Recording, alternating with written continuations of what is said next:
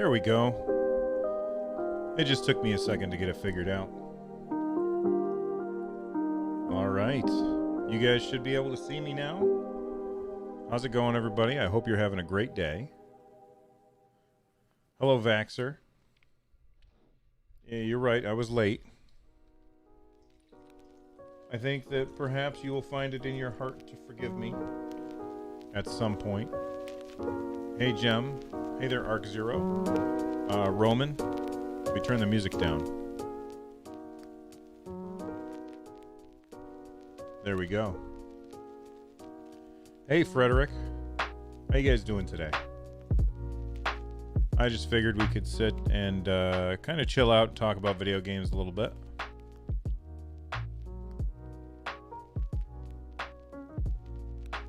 And I'm going to share this.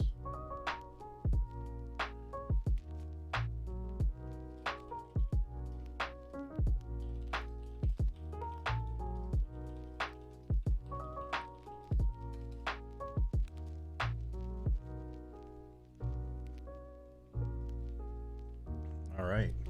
There we go. Hey, Adam Addis. Killajan.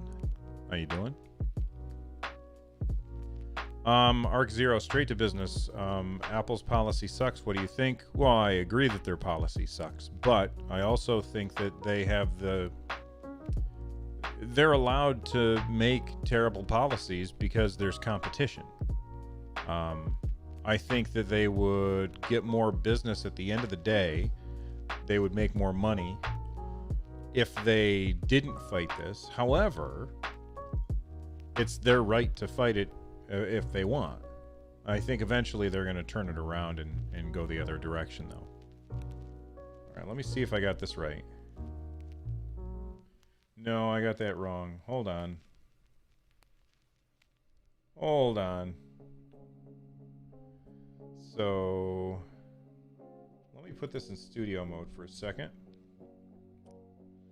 I messed something up.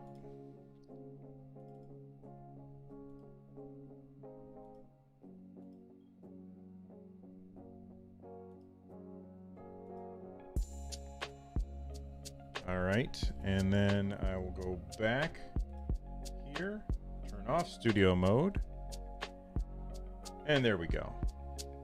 There we go. So before we get started, I want to say thank you to Daniel Brennan for their super chat the other day. They said, thanks Stadia for the 500 shooters. Can we get some more RPGs? That was 2 days ago. Oh, I actually got that one. And Granite T Rock became a member, so thank you for that. All right, back to what you guys were talking about, and I'll click over on viewer activity instead. Dawson Hoyle, thank you very much for the super chat. I appreciate it.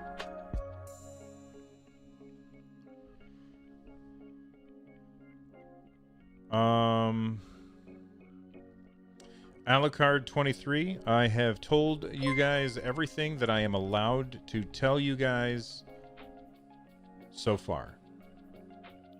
So if there was more that I could say, that I would have already said it.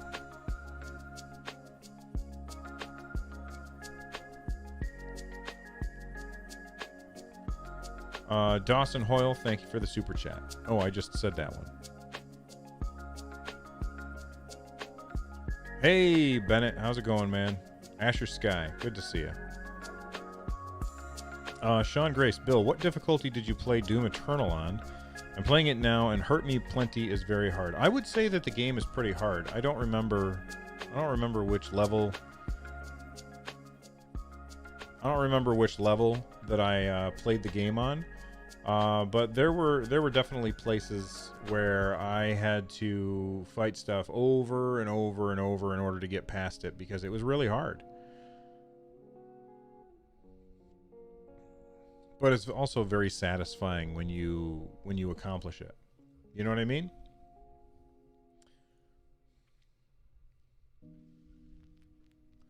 By the way, everybody, if you don't know, last year I was invited to speak at Dragon Con, and I was invited to speak again this year, but I had to turn it down because of COVID-19. But now they're going all digital, and so I will be speaking at the digital Dragon Con this year. Make sure that you guys, you know what? I'll show you something real quick.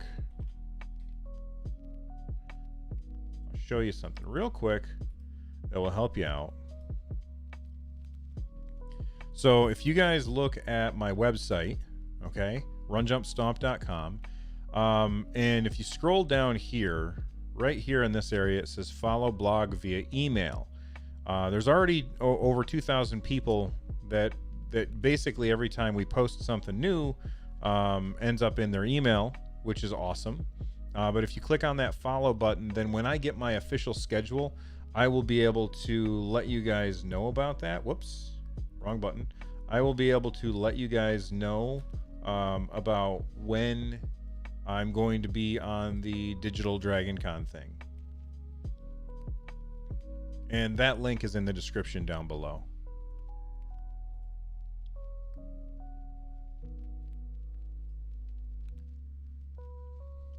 Happy Tuesday, Wabbit. How's it going, man? Hey, JB. Hey, Spaghetti. Hey, Cedric. Hey, Sean. Andrew Wilson, it's too bad I can't see my little storm cloud if I chat here with my business account. Yeah. I understand why they do it, because I don't know.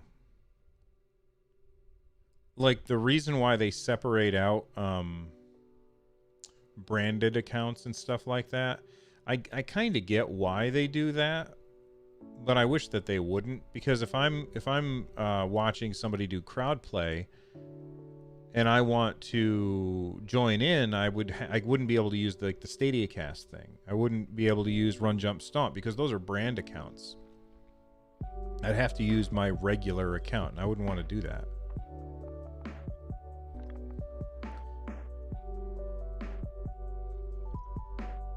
Hey there, Massimiliano Bevilacqua. How you doing?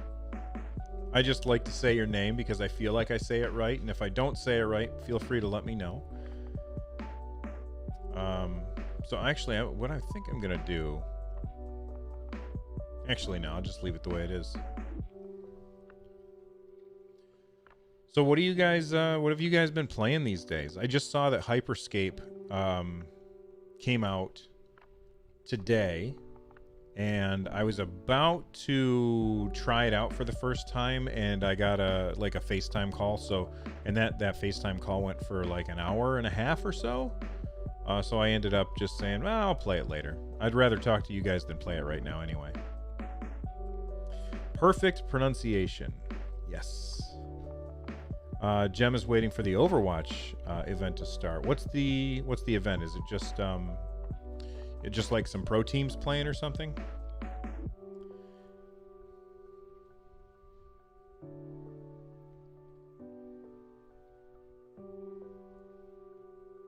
Summer skins. Oh, okay. I really, really like Overwatch, but I'm pretty much done with it until Overwatch 2 comes out.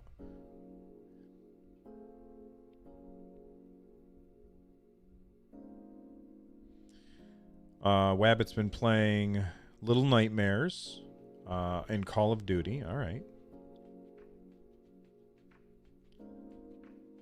I didn't have any issues at all with Borderlands feeling laggy.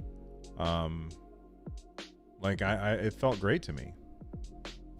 Chris, you started to play ESO on Stadia, your very first MMO. Well, Chris, there's a link to our Discord. There's a link to our Discord down below. I think that get in there and have conversations with people. We've got a lot of activity in the ESO channel. Like tons.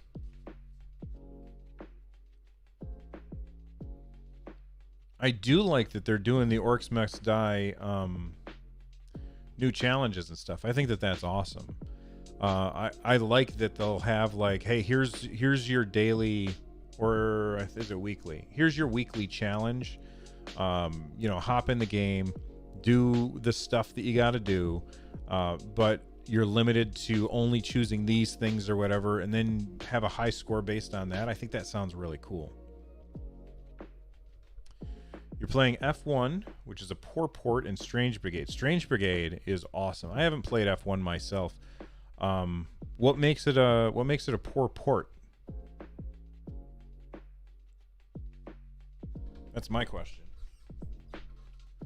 There we go. I couldn't see my stream deck, so I couldn't see things. You have high levels of input latency with the new weekly challenge levels. That's for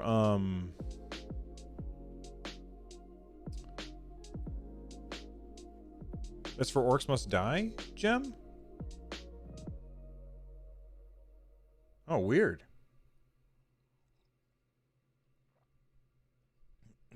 Yeah, the pig's no fun in Monster Boy.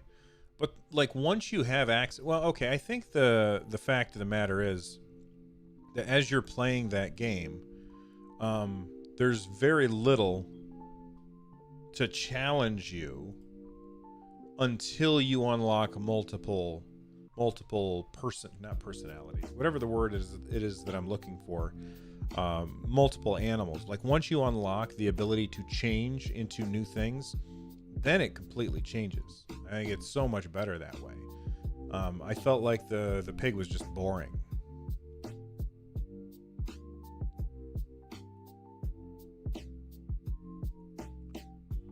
So without breaking any of the NDAs, are there any games you know of that are dropping in the near future that maybe us simpletons are aware of? Define near.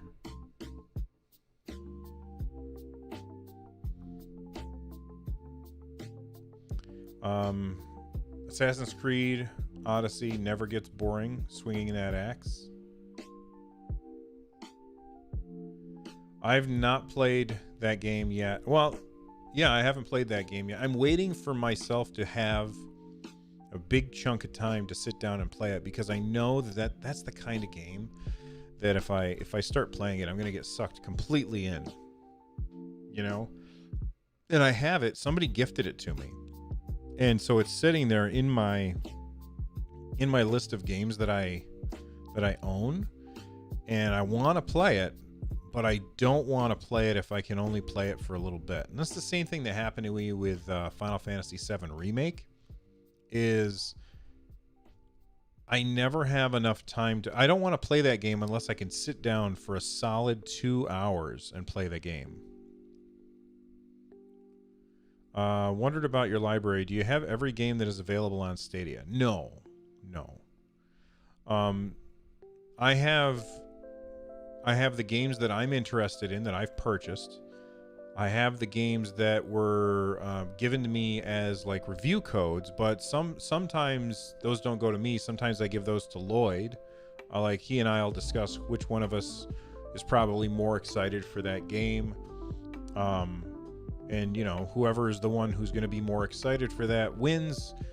Sometimes the publishers are really nice and they give us multiple copies so that we can play it, and we can both play it and we can both have a discussion about it. But a lot of times we only get one. So there are games that Lloyd has that I don't, and that I have that Lloyd doesn't. And then of course there's the pro games. What games am I currently playing? So I've been playing a ton. Where's my phone? I've been playing a ton of Elder Scrolls Online. That game is just so absolutely addictive. I've been playing a little bit of Kona. I've been playing Strange Brigade, so I can show you my most recent plays. There's ESO, and then there's Strange Brigade. Oops, went to explore. And then yesterday I played a little bit of Just Shapes and Beats, and I played some Kona, and I loaded up Borderlands 3 just to see how it played again, even though I've already finished that game. And I've been playing a lot of Celeste. That game is rad. I have not yet played Metro 2033. For some reason, PUBG is like higher on my list of games that I've played recently. I think that's because I claimed the that free battle pass nonsense. I haven't played that since the first day because that game's terrible. It's terrible for me. But that's pretty much what I've been playing lately. I wanted to play more Wave Break, but I'm so disappointed in Wave Break. It's just too hard for me.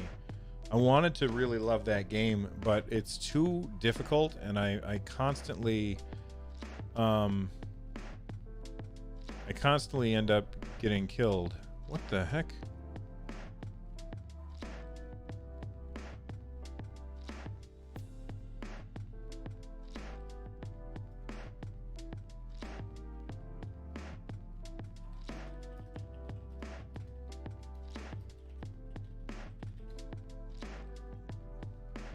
But anyway, get the pro games, but what about the casual games? Achievements are live on mobile now? Yeah, I heard about that. I've never been anybody that cares about achievements. I don't even know how to get to it. There we go. Yeah, so there's the achievements right there. But I don't care. I don't care even a little bit about achievements. I play the game to play the game, not for some weird score thing. But other people can, you know, they can enjoy the achievements. I'm not upset that the achievements exist. Do I think the Call of Duty Battle Royale will come to the platform? I think that would be really good for Stadia. I mean, I don't know. I'd like to see every game come to Stadia. I think that people are expecting too much too fast. Like, they're expecting things to happen incredibly quickly, and there's really no reason for things to happen. Okay, would it be nice if things were happening faster for Stadia? Absolutely. But there's no rush for things to happen with Stadia right now. The reason that you want to rush is because your platform has an end of life date. That is when the next platform comes out. So, you know, the reason why you want to have a really, really good launch, not that it's bad to have a really good launch, but the reason why you want to have a really good launch for, let's say, the PlayStation 4 is because when the PS5 comes out, that's the death of the PS4. Okay? And maybe not immediately, but essentially that's what's going to happen is when the PS5 comes out, the PS4 is on life support. So, because Google doesn't have this end date of when the next version of its hardware will come out, it doesn't really matter how fast the adoption rate is. And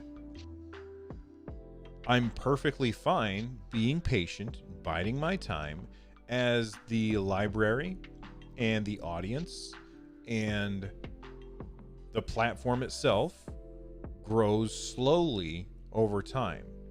Everybody was expecting a hockey stick for a graph, and what we're going to get instead, and let's make sure I'm going the right direction, what we're going to get instead is a slow, actually probably more like this, a slow uptick of people starting to use Stadia more and more often. I think it's just ridiculous to expect that graph is going to go like that. It's unrealistic and myopic. Killajan is talking about the annual subscription. Oh my god. I have no idea why Google does not have an annual subscription for Stadia. It's just, do you want to get people month to month, or do you want to lock them in for a year? It's so much better for business to lock them in for a year, even if you're making less money, than to go month to month.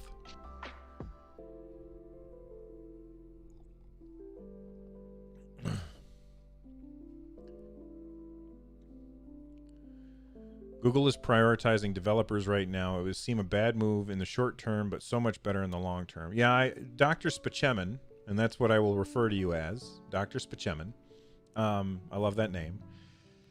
I feel like Google is playing three-dimensional chess And the people who are hating on Google are playing checkers right now. They don't seem to understand that Google is playing the long game. Like, they're playing the long game. They're not thinking in terms of this month. They're thinking in terms of 4 years from now. And that's the thing that so many people just don't understand. I don't get why people don't understand that. But look at how much the platform has changed in the last 8 months. I did a video a little while ago about 17 changes that has happened with Google Stadia since it quote unquote launched. And I expect that we are going to continue to get more and more of these little changes, because that's how Google does things. Google iterates slowly and in the eye of everybody else. So this is what they've always done, is they bring something out in the public and they slowly iterate on it over time. And that slow iteration over time is what makes the product better and better and better, because everybody can see what's happening and everybody can see how it's happening in the real world. And that slow iteration over time doesn't work when you have, and I'm going right back to my last point, it doesn't work when you have this end of life date for your console. But because there is no end of life date for the console, they can afford to do that slow iteration. And that slow iteration is eventually going to bring them to be, I think, possibly the dominant force in the gaming industry.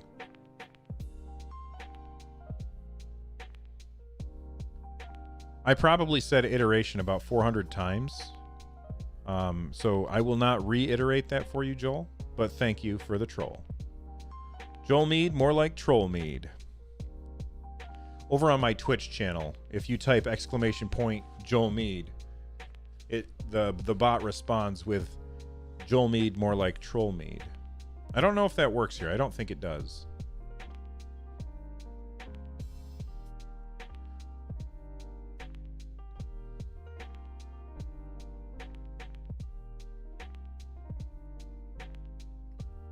Maximo Knight, I really don't understand the obsession with people, how they keep focusing on Gen 1 versus Gen 2.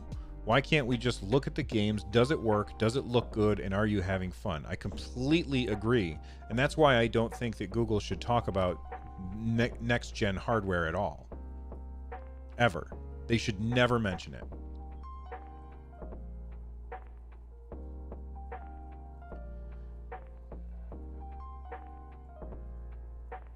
That's like it's okay. This is kind of weird because I'm always making a comparison of Stadia is a console, and I know it's not a console, but it has a lot of it has most things are in common with consoles over PC. But the one thing that Stadia has that's in common with PC is slow upgrades over time. And that's probably the best part about PC gaming, is that over time the hardware can get better, but it doesn't cost you anything. And that's just so cool. What features would I like Stadia to have in the long term? So Colin Oliver, that's I like the rhythm of saying your name, by the way, Colin Oliver. Things that I would like to see on Stadia is when I hit this button right here, when I hit that button, I want that button to, and I'm like, let's say I'm playing Elder Scrolls Online and I'm in a text field, like I want to type to somebody, and I hit that button, I want it to bring up my microphone and let me say the words and then insert those words as text into the field, so that when I'm playing a game like Elder Scrolls Online and I want to say something to my group like, hey everybody, this is my first time doing this dungeon, or oh, be careful if your ultimate gets too high on this boss, they will attack you. So make sure you spend your ultimate as fast as you can. If I could do that, oh my God, that would be like the most amazing thing ever. That right there is a feature that I want. Features that would not affect me at all that I really want is I want Stadia to be in more countries, because right now, you know, I feel like for me, I'm always talking about how everybody has access to Stadia, but that's just not true. There's so many people out there that don't have access to Stadia, but that's going to come with time. You know, it's going to take a lot of time before that happens. But you know what? That's why I always say Google is playing the long game. We're in the first pitch. Joel Mead, I'm going to do a sports reference because I've been watching so much baseball lately. We're in the first pitch of a quadruple header. And Google is thinking about all four games, all four matchups, right? Or not even a quadruple header. We're talking about the World Series, right? 7 games. And we're in the first pitch, and everybody's like, nah, it's over. That's just ridiculous talk. Is that not the same as microphone chat? No, Sammy on Stadia, I want to be able to say what I want and have it put in as a text. So then it comes up on... I don't want to talk to people. And nobody wants to hear me talk. Of course, there's hundreds of people here, or not hundreds, but well over 100 people that will tell me that's wrong. But I want to be able to do voice to text in games. You know what I mean? Hopefully that makes sense. Speech to text. Yeah, there you go.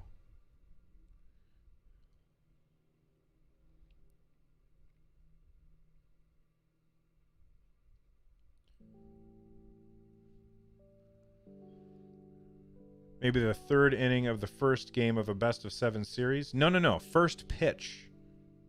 This is the first pitch still. It's the first pitch. All right, you know what? It's the second out of the first inning. How's that?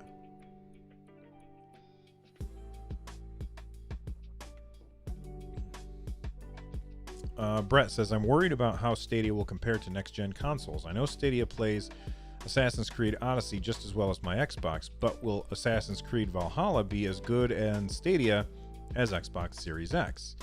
Probably not.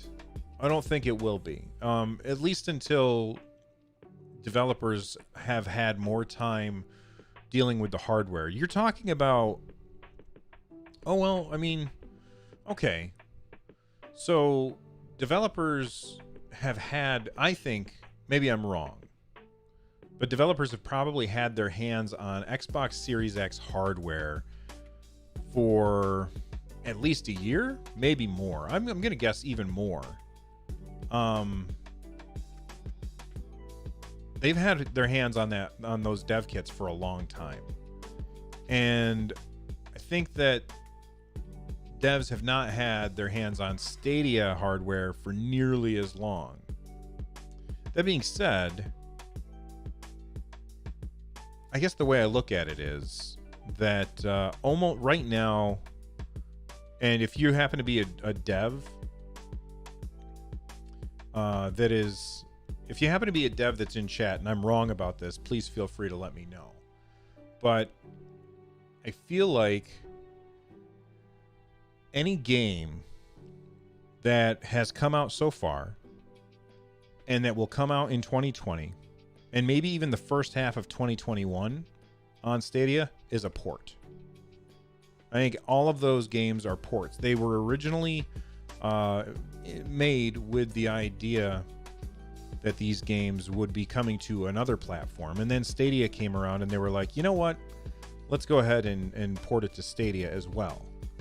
Even if it comes out day and date, like Avengers. Avengers has been in development for 4 years.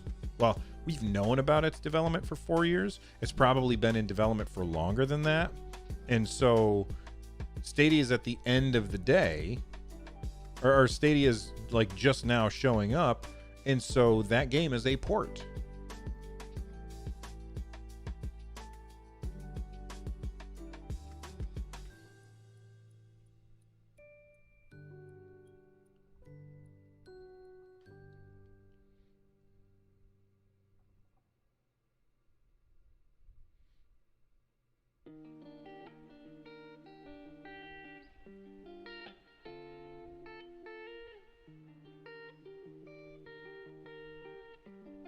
Okay, so Cohen is making an argument that games look a little blurrier on Stadia than they do on other platforms. That is going to be the case because they're compressing the video and sending it to you, and then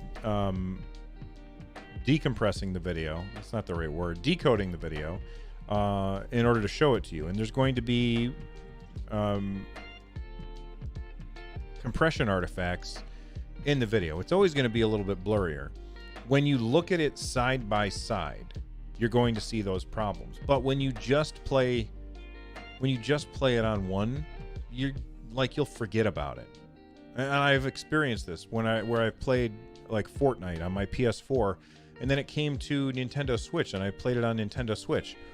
Wow, did it look bad? But I got used to it, and I was like, all right, well, this is just what it looks like. Over time, your brain just gets used to it, and you end up being okay with it. Those comparisons where people are like, well, yeah, but if you look at it side by side, it looks real bad. Well, of course it's going to look bad side by side. It's compressed. That doesn't bother me. If you are somebody who needs to have the ultimate clarity, have the 100% the best graphics, then buy a console or buy a high-end PC. But if you're somebody who just wants to play a game and you don't really care all that much how good it looks, then don't spend money on those other things and play on Stadia instead.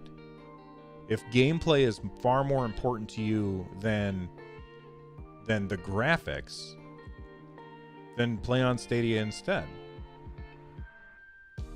Convenience is far more important to me than graphics any day of the week. But I'll also say this. I played Doom Eternal on Stadia. I haven't played it on other platforms because they only gave me the review copy for Stadia.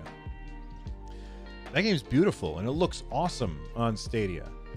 And if you were to ask me to point out graphical issues with Doom Eternal on Stadia, I could not point them out to you. I'm sure other people could, but I couldn't. I saw a post on Reddit where somebody was comparing a screenshot from, I'm gonna guess it was an Xbox, to a screenshot on Stadia for Borderlands 3. And when I looked at it side by side, I was like, oh yeah, that one looks better. The Xbox one looks better. But I don't care about that because I wouldn't notice it unless I'm looking at them side by side. And who the hell does that? Hopefully that makes sense.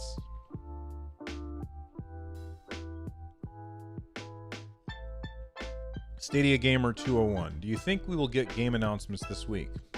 I have no idea. Sean Christopher, what mixer am I using? If you type ! Gear, it will tell you what my streaming gear is, and this is the Go XLR. All right.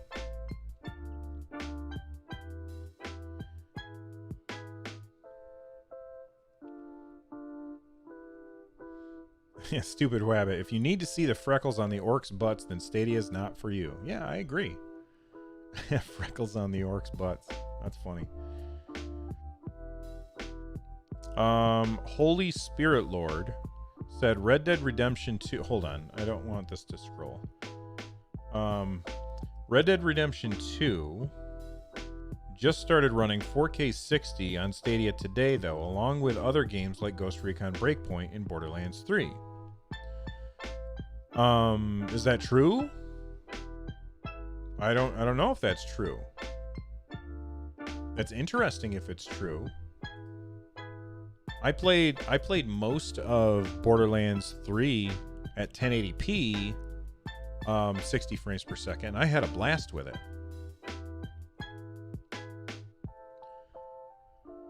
Michael, Bill, are you looking forward to the upcoming Google Nest Android TV dongle? Can't wait to see it with Stadia, fingers crossed. Absolutely. In fact, I think that we will end up getting one of those. So we have Chromecast Ultras on every TV in the house except for my niece's, who she lives with us, and she has Roku, which we just happened to have when she moved in, and we were like, here, use this in your room. and it works fine. But a Chromecast Ultra, in my opinion, is really, really awesome.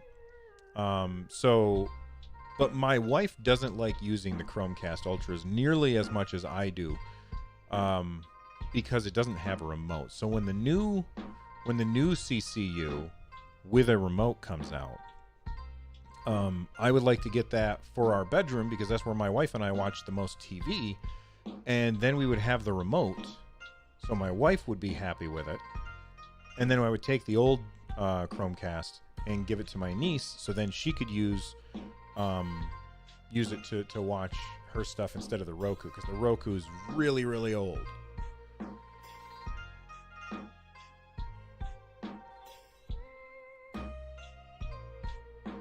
The purpose of time. Borderlands 1080p on 60 frames per second on my phone looks super crisp. Well, of course it does. You're looking at 1080p at a very small screen. The phone is supposed to be the remote for the Chromecast. Yeah, I am aware. I have them throughout my entire house. I am aware of that. But a lot of people don't want to use their phone as a remote. They want to have an actual remote.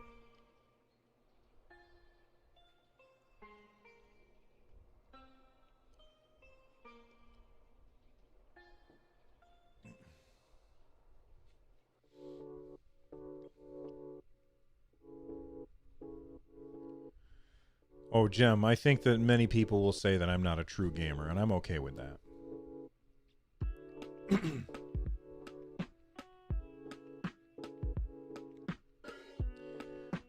Colin Oliver, over time, as Stadia hardware improves, do you think the developers of games that will have already released will revisit those games in order to take advantage of new power? I think some of them will.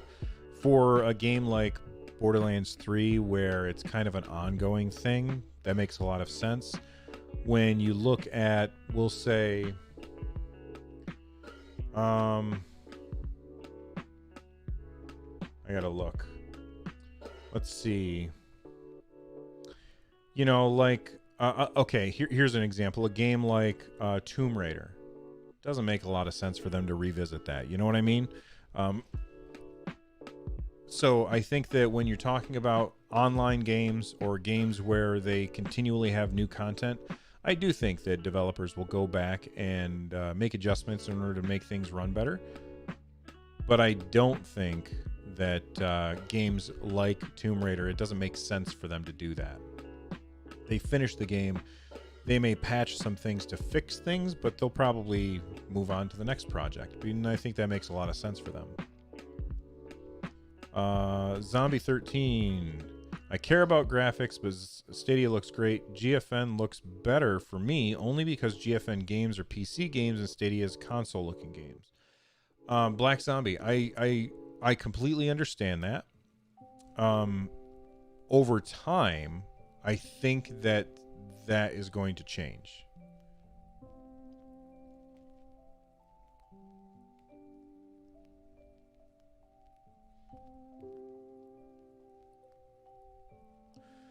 Matthew Davis, what Stadia games support HDR? I know Elder Scrolls Online supports HDR. I have no idea about other ones. By the way, I didn't know about this, but there is a...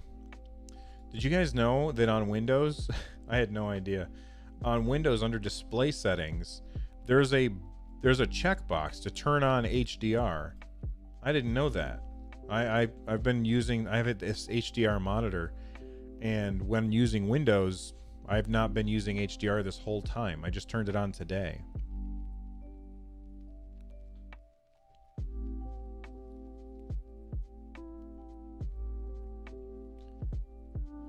Ryan, what game do you recommend for me to fall back in love with gaming?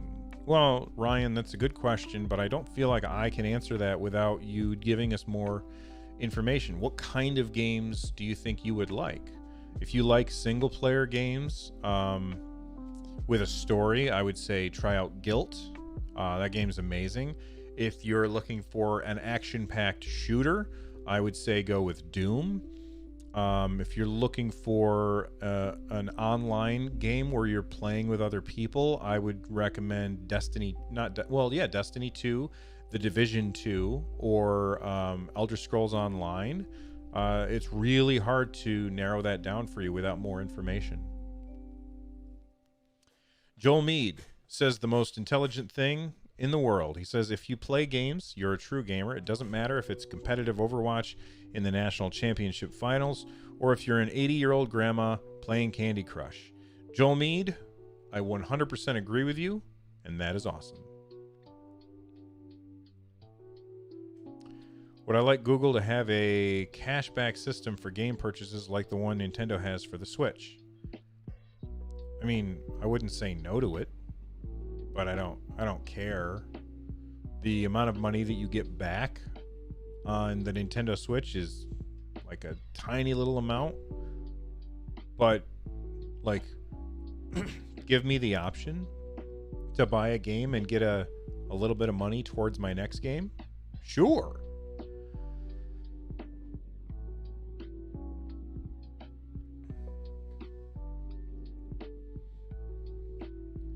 What is the most populated game on Stadia? I couldn't answer that, Cowtown. I don't know. I think Borderlands is a great game, but it is definitely not a lot of people play it on Stadia.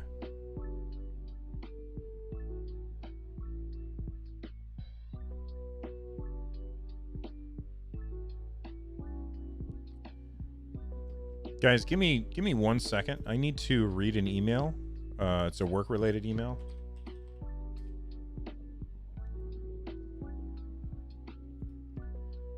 So I'll be back in I don't know 2 minutes, probably less.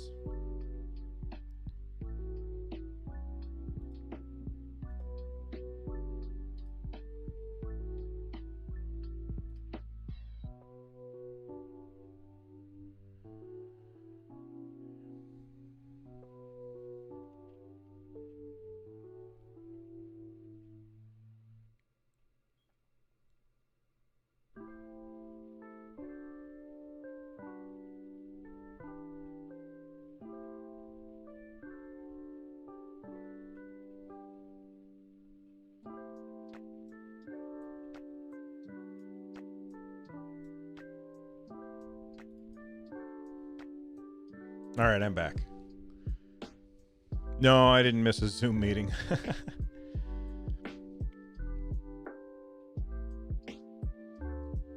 Cowtown, I'm excited for Outcasters. That game looks like a ton of fun. You know, I agree. I'm excited for Outcasters. I don't like the name because people aren't going to remember the name. It's just not very memorable. But I'm very much looking forward to playing it. William Millard says, imagine an NFC signage in retail you can tap, buy, and play Stadia games. We talked about that a little bit. Lloyd came up with a cool idea with QR codes, but you could do the same thing with NFC in a store where there's a sign in a store, and you start playing. See, the thing about ESO and The Division, Merrick, is that both of those have crossplay with PC, which is why it feels like they have such high population servers. I played Elder Scrolls Online on PC, and I've also played it on PS4. I've also played it on PS4, and it's so much better playing it on PC because the user base is huge. So playing it on Stadia is way better than playing it on PS4 because of that huge player base.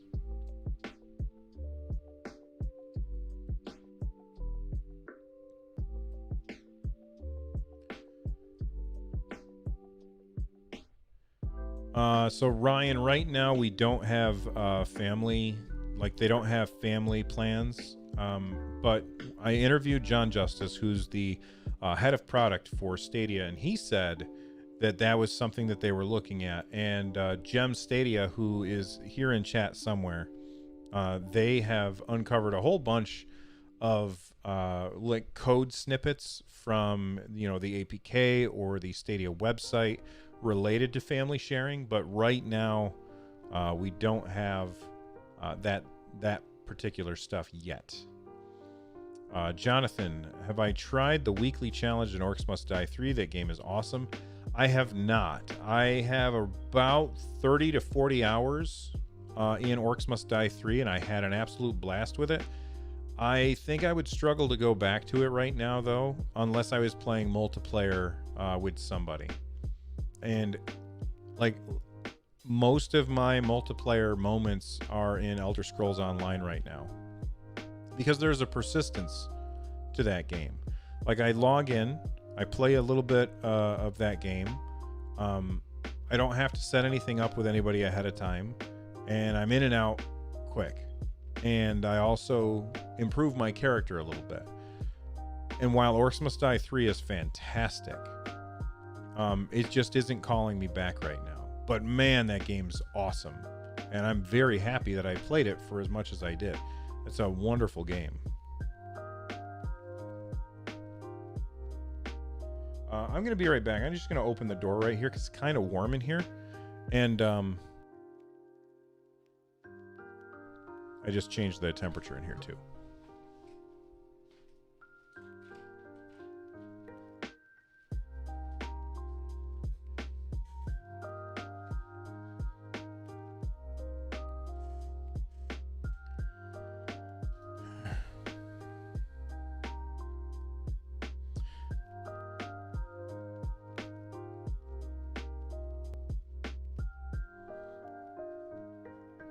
Yeah, Jem finds a lot of stuff, but I don't have time to watch other people's videos, so I don't usually talk about his stuff.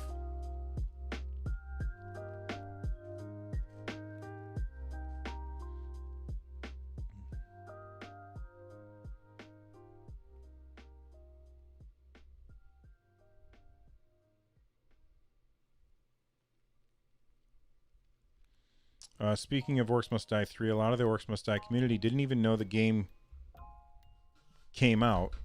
Stadia needs to work on their messaging. Well, Sofa Spy, we've been talking about that for years. For ages, I mean, years. That Stadia, like, Google's an advertising company, and they're just not very good at advertising. It's not Jim, it's Gem. Gem Stadia.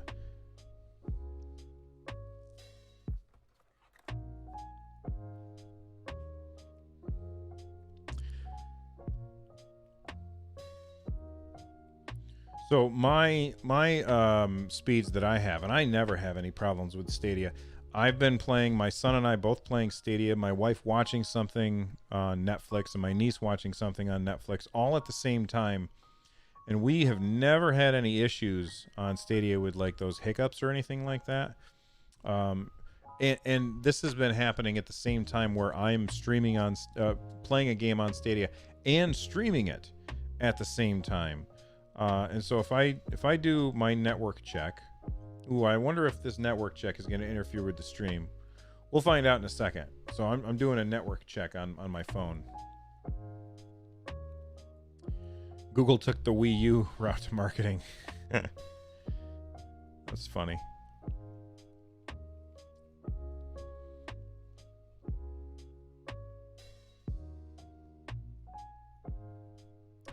Well, so Black Zombie, you said for people who play multiplayer games, Stadia is better in the sense that hackers are on PC and consoles. Yes, but for multiplayer games, we have a smaller player base on Stadia, and that's a problem. That's definitely a problem. And over time, I think that problem will go away.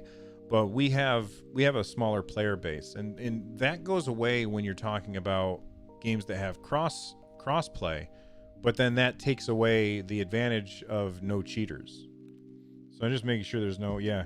This is a speed test that I just ran.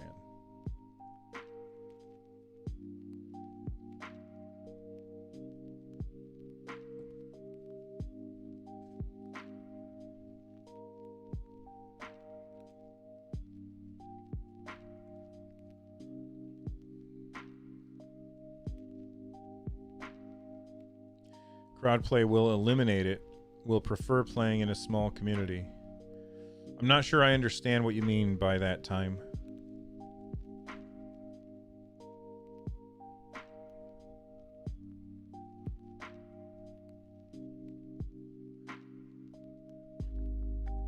Go on Google and search speed test. I don't need to.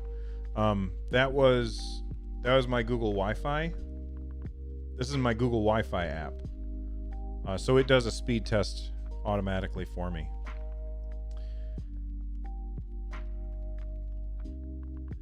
So Joel Mead, okay, I get what you're saying about 0% cheating and naive, but here's the thing: is when you're playing on Stadia, you don't have access to the game client. So the only way that you could cheat is by using like something that would read the screen for you and then input that way, which is a whole lot more difficult and probably not worth the effort. But you're right. There's a chance that that people will still find a way to cheat. Silent 77. Oh no, Silent Torque says, Bill, you recently purchased. Oh, I recently purchased Stadia as a casual gamer.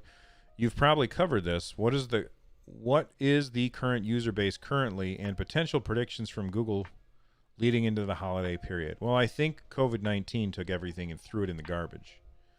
So we whatever they had planned is completely up in the air right now, and I think that that's the case for everybody. I would not be surprised if the Xbox and the PlayStation got delayed as well. So I can't answer anything about holiday stuff, and honestly, I don't have any information about that. But as far as the current user base is small. That's going to happen. It's a brand new system, and it's going to take time for it to build up. Not only is it a brand new system, but this is not the Google Stadia 2. This is the first time that they're doing anything in the gaming space, and so they are starting from scratch. It's going to take them a long time to get their name in front of people. If you go down the street and you ask most people, do you know what Google Stadia is? They would say no.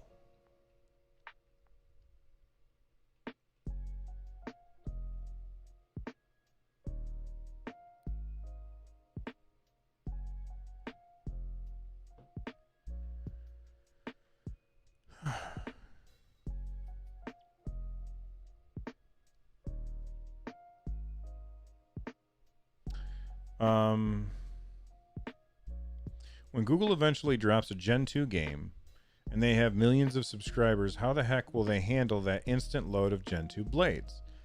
How can they build the infrastructure to handle it? Because they have more money than God. Like they have the resources to do that kind of thing. And I don't think that's another reason why, there's always that argument that people make that Stadia is going to go on the Google graveyard because Google abandons things. Google abandons things that are like these 20%er things where, so if you're not aware, and I don't know if this is still the case, but in the past it's been the case that Google employees, that 80% of their time are spent working on things that they are told to work on, and 20% of their time is spent working on their own projects. And that's where things like Google Plus came from, and stuff like that, and Google Reader. Google is pumping ungodly amounts of money into Stadia, and so they're not going to just throw it away. I'll be right back. My son wants to talk to me.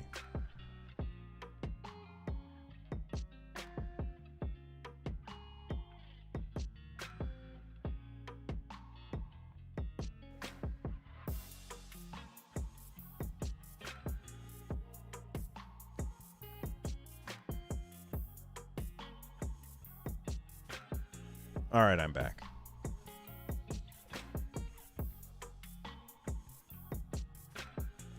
And back to that argument that I was making about the Google graveyard.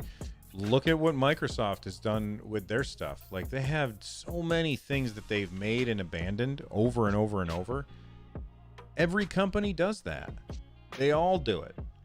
They try and see what works and what doesn't work. But Google is putting way too much money into this project for them to do an about face and say, you know what, we're not going to do games.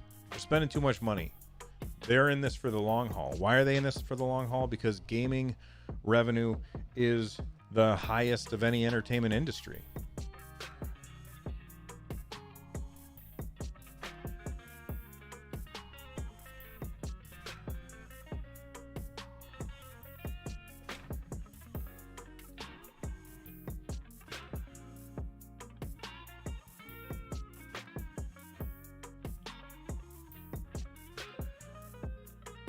I'll be right back. Give me 1 second.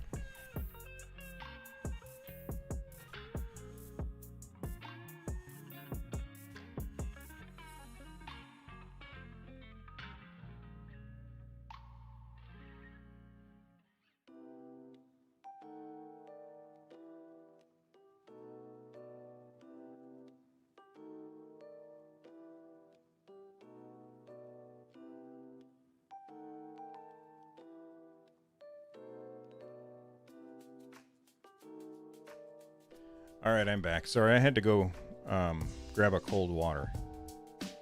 I'm still talking too damn loud.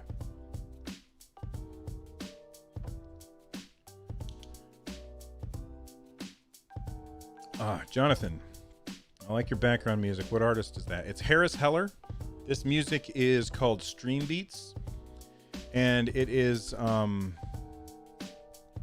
it's free for streamers. No, it's free for everybody. So if you just look for Stream Beats, you'll find it.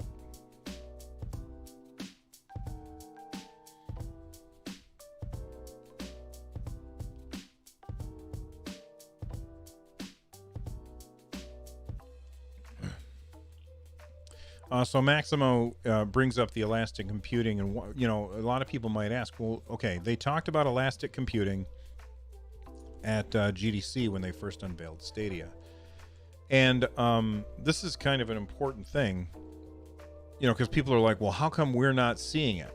So before I give you the answer as to why we're not seeing it, I should probably make sure everybody understands what elastic computing is. Elastic computing is the idea that they can run a game on one server blade, or they can take two server blades and have them work together in order to make the game even nicer looking.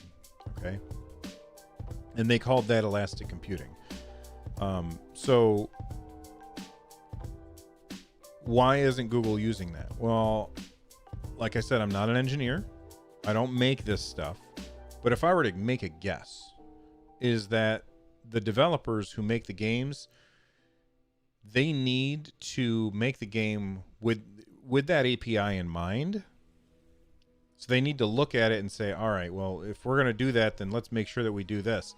And when they're porting games, older games from other platforms, they don't want to take the time to do all that work. They're just trying to get their game onto the platform so that they can sell it and make some money. And I think that that's perfectly acceptable. So in the future, I think that we'll see that elastic computing be more prevalent.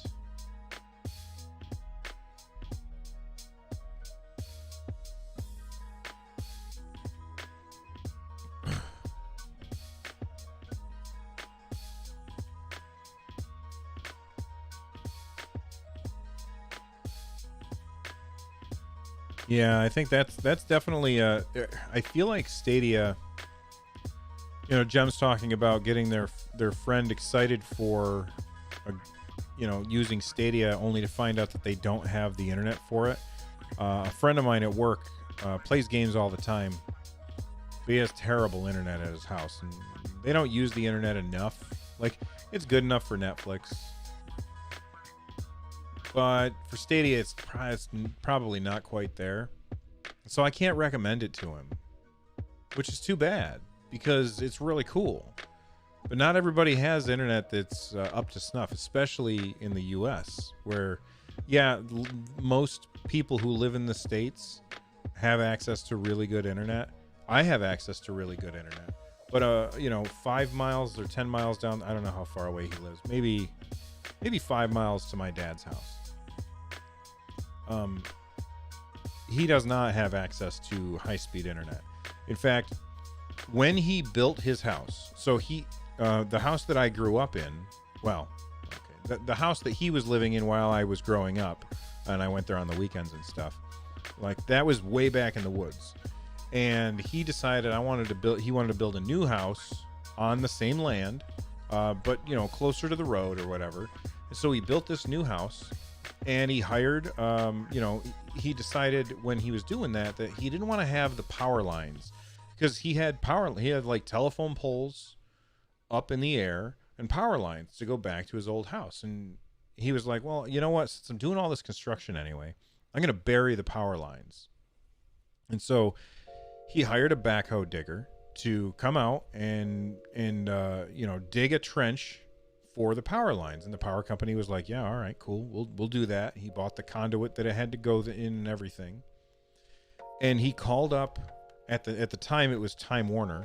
Now it's Spectrum, but he called them up and he said, I want to have cable internet, right? And my neighbor has it, because his neighbor's like right on the road, but my dad's pretty far back. My neighbor has it, but I don't.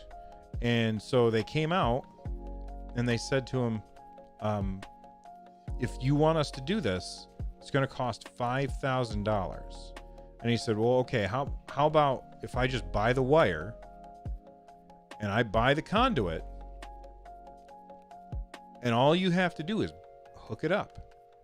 And they said, nope, $5,000.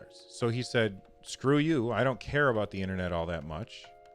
I'm just going to get by with what I got. And so now he lives in a house, beautiful, beautiful house, with terrible internet.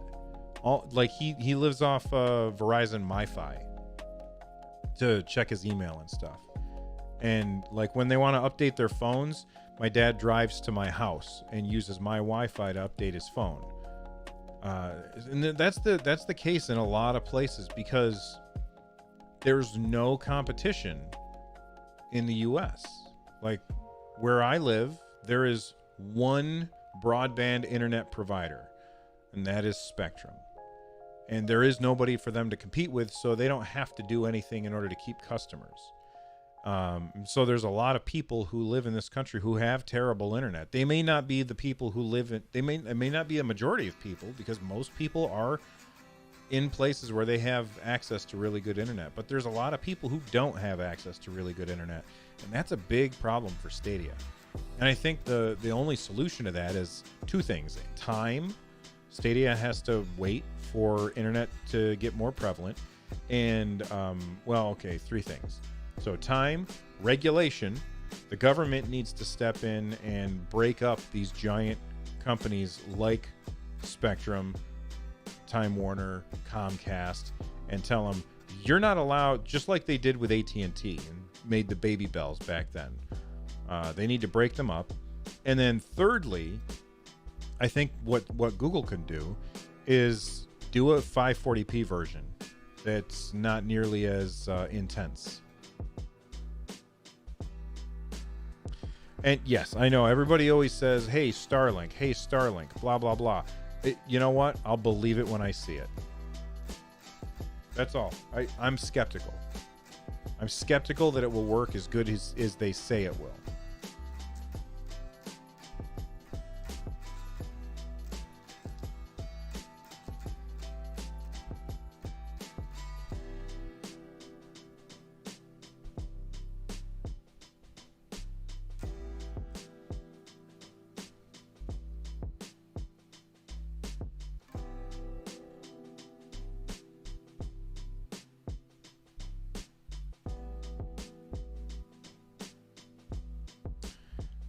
Ahmed M is asking, do I think we'll get a new Stadia controller with Project Sabrina? No, I don't think so. I don't think there's any good reason for a new Stadia controller for a long time. The only thing that they could add that I would really care about would be gyro. And well, I will say this, I really wanted gyro yesterday. I was playing Strange Brigade, and I feel like gyro would be amazing for that game. But yeah, I don't really see a reason to get a new Stadia controller this soon.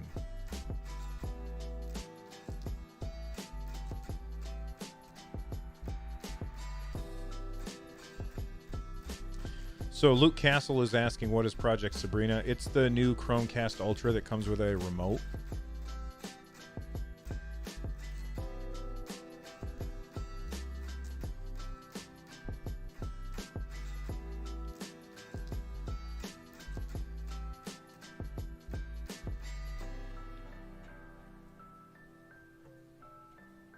What are my thoughts about how aggressive Microsoft will be going into cloud gaming?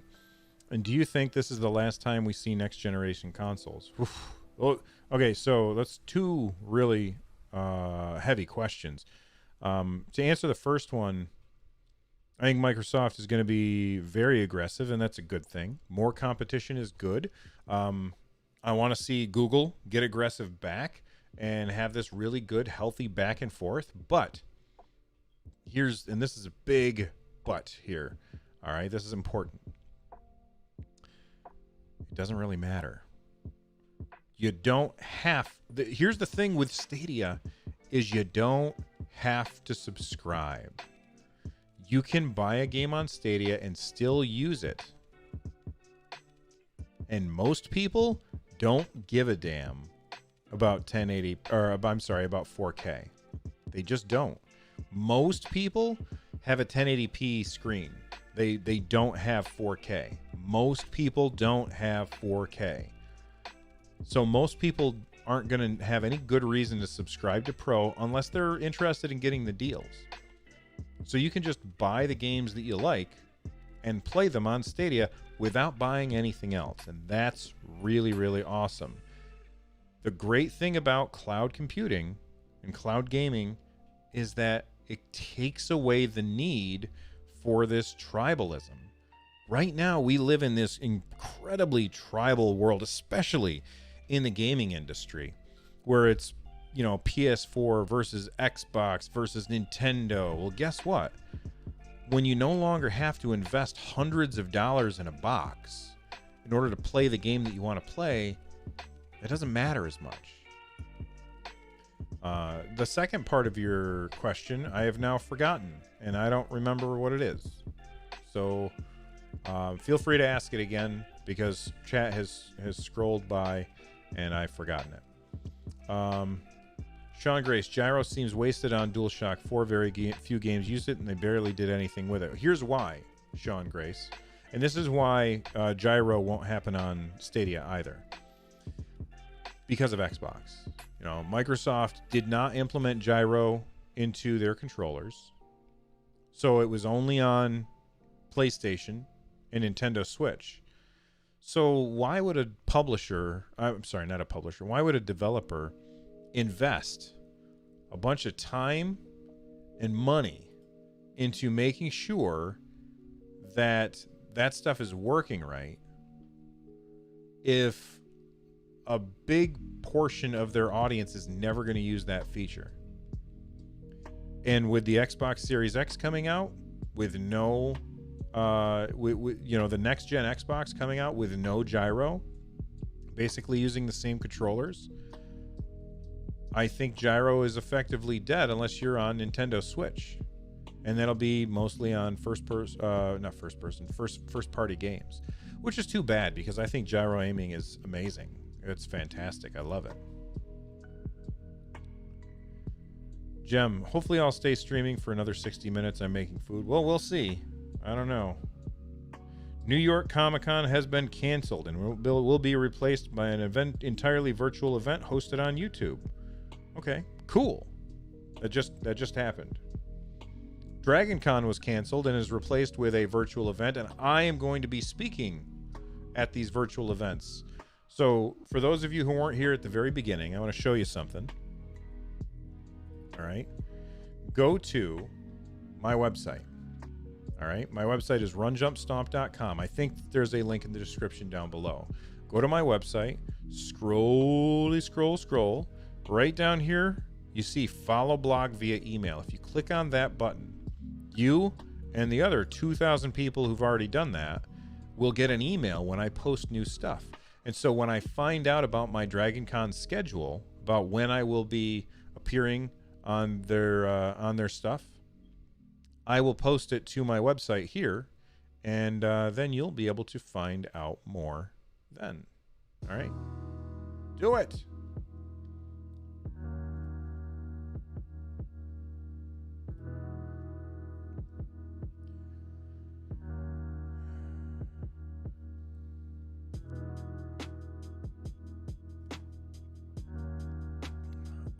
Warped backgrounds. We don't know anything about the release date for Sabrina.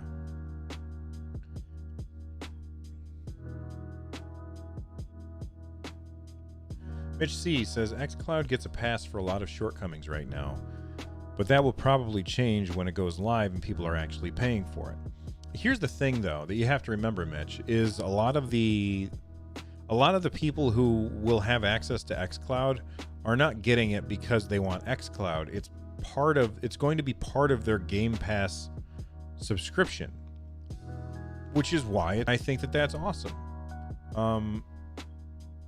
So I think that, look, I've been accused of being a Google shill.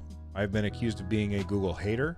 I've been accused of being paid by Microsoft to siphon off Google's fans to make them play Xbox, and I've been accused of being an Xbox hater. Same with Sony and Nintendo. I've been accused of all of these things. I'll always just tell you my honest opinion, and you don't have to agree with it. xCloud and Stadia can coexist easily, and xCloud seems really, really cool. It seems like a really fantastic deal. Game Pass. I'll say Game Pass, not xCloud, because xCloud is just part of Game Pass now. And I think that's great.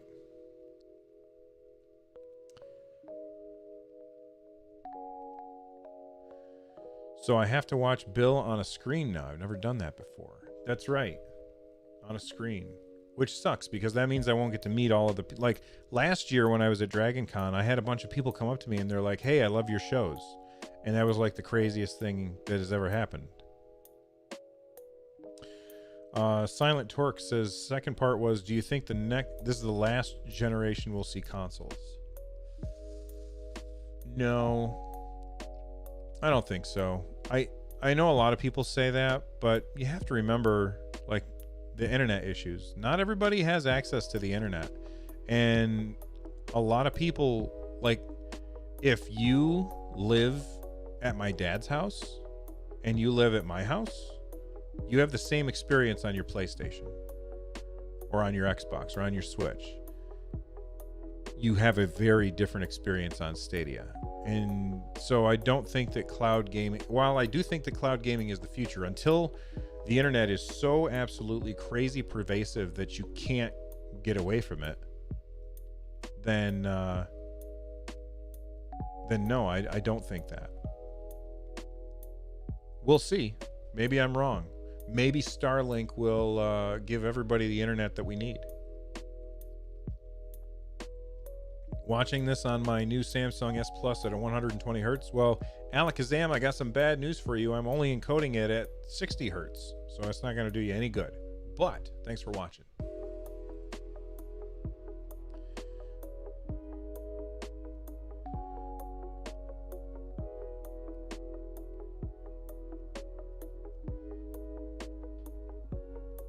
Well, let's not call names there, Sean. xCloud will still have a limitation of being rung games made for consoles. Stadia has major benefits due to cloud only. Michael, I 100% agree with that. Yeah, that's why I'm excited for Stadia. But I also see how Stadia and xCloud and GeForce Now and PlayStation and Nintendo, they're all doing things differently. They're all coming after the customer in different ways. PlayStation's kind of going the traditional route. Microsoft is going the subscription route. Nintendo is going the traditional route. I don't know. how you should say that. And then Stadia and GeForce Now are going with the streaming only route, but Stadia is like segmented, and GeForce Now is, hey, here's your games that you can stream if the publishers will let you.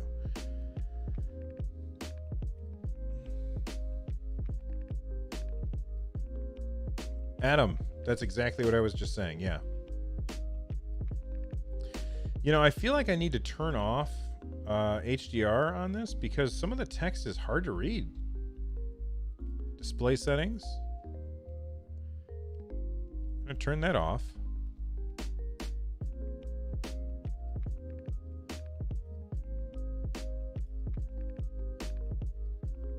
Yeah, that looks a little bit better.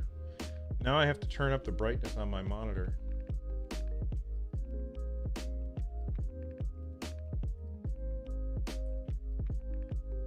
There we go.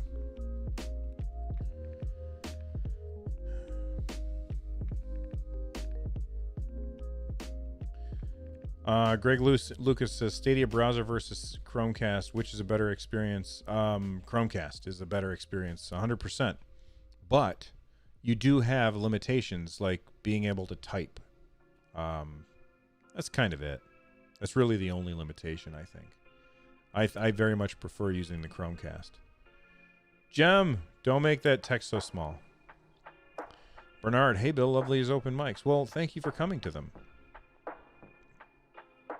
If you like the open mics, then don't forget to click on the like button, the subscribe button, and the bell, and turn on all notifications.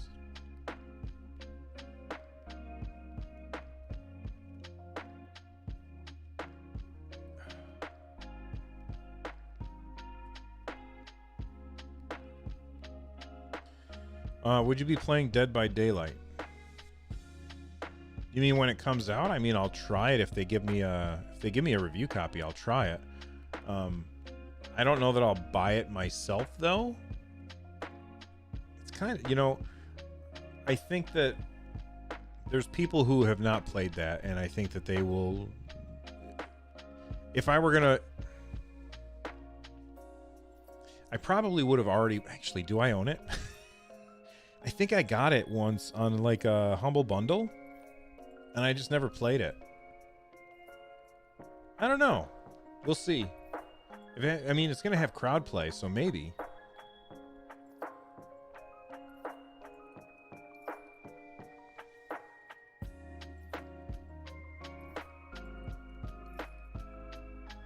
Ask me again when we're closer to its release. Okay? That's all I can say.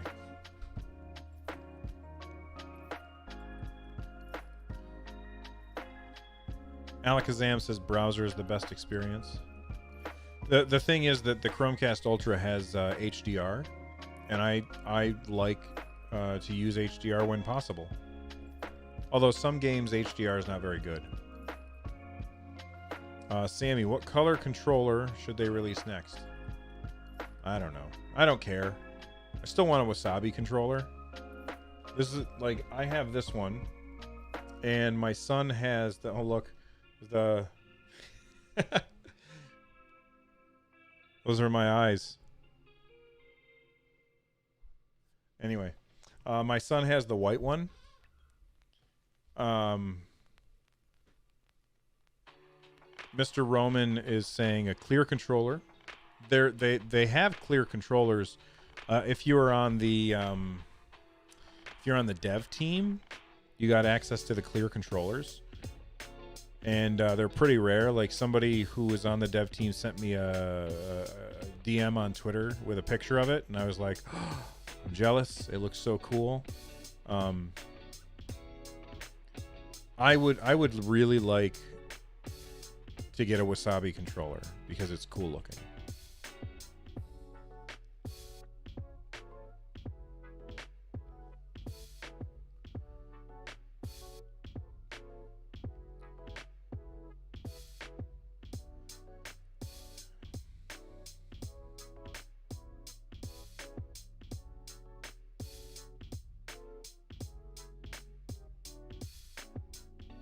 I really like the Switch Pro controller, which is like semi-transparent almost.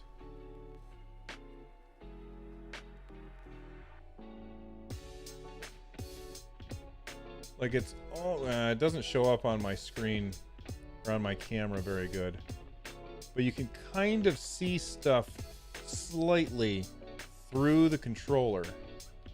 I don't know if that's coming through with the compression from my stream. I think that would be cool. Like almost transparent.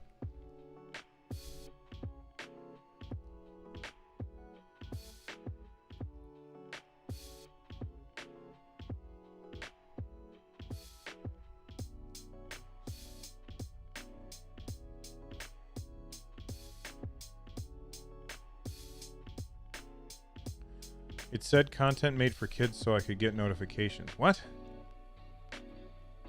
This better not be quote unquote made for kids. No, mine says not made for kids right here.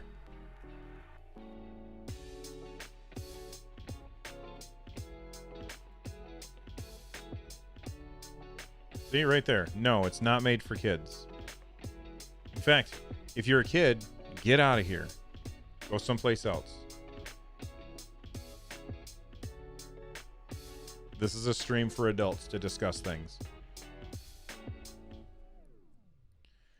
Fisto says it's like the semi-transparent plastic used for the N64 and Game Boy Advances. Yes, but it's even darker.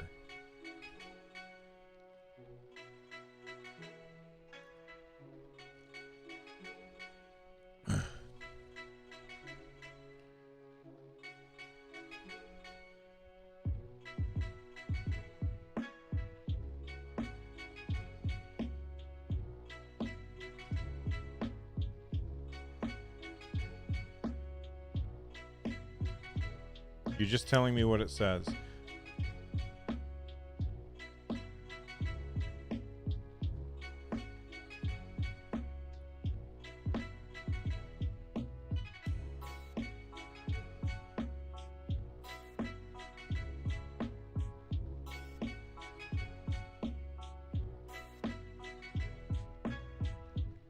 Custom controllers were the coolest with the original Xbox before wireless was standard. Yeah, I just never got into custom controllers. I never did. Like I got a yellow Joy-Con back here. You can't see it because my microphone's in the way. But I got the yellow Joy-Con here. I got that because they were $2 cheaper than the other Joy-Cons. So because I don't care.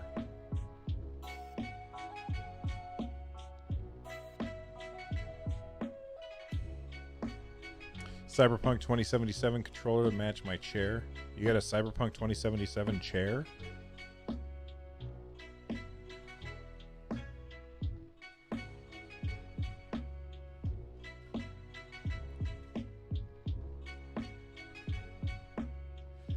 All right, so Ryan, I'm not sure what it is you're trying to tell me because I'm confused. Type the whole thing out.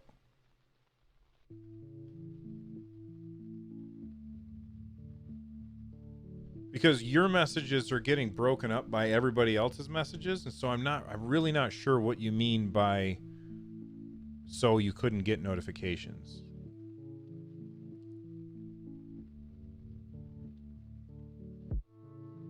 You got it from the limited edition Secret Labs. Oh, okay. Black Zombie 13. The Stadia controllers feel like controllers. It feels like a mixture between the PS4 controller and the Nintendo Switch controller. Pro controller. Ahmed M wants sports-themed controllers. I think maybe that'll happen when Madden comes out. Or FIFA.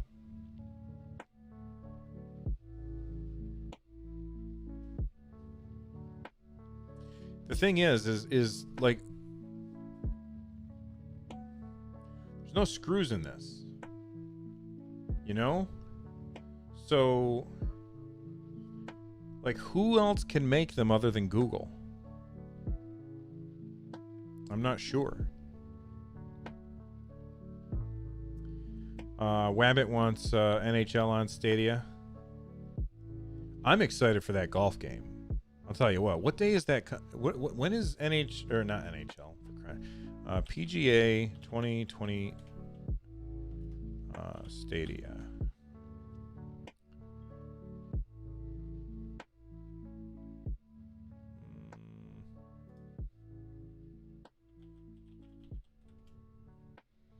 Let's see if we can find it on here. Where's the golf game? Oh my god, every time. Listen, Stadia head guy. Stop making it so it pops up that thing asking me to load the new site every time. It's driving me crazy. Let's see, where is it? NBA 2K. Here we go. August 21st. I am very, very excited for that game. That game is going to be super fun. Looking forward to it. Absolutely looking forward to it.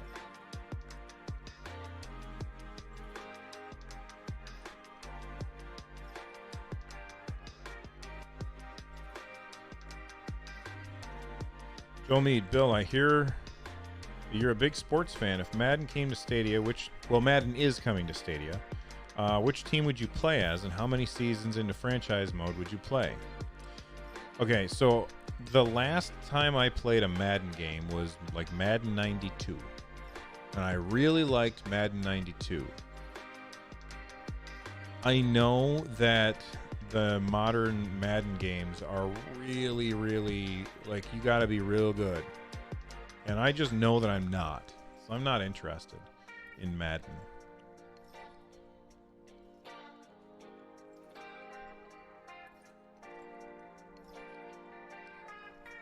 If I could create a troubleshooting tool within Stadia app/Chromecast interface, how would I do it?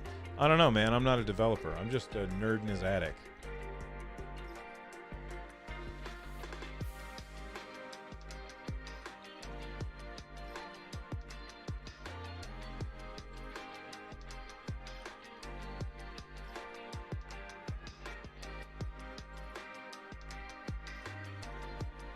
Still waiting for backyard football to come to Stadia.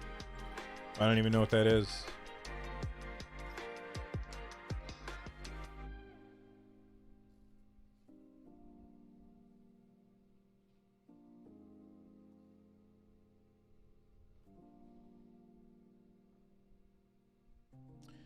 I see SR3. There is it coming to Stadia. I don't know what SR3 is.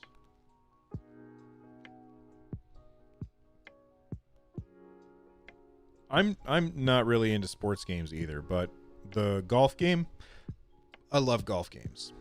Golf games are relaxing. You know, you hit a couple of buttons and then you wait for your turn again. Oh, Saints Row 3. Okay. What about NFL Blitz? Well, isn't 2K Games making a football game that is it's not simulation? I would be more interested in that.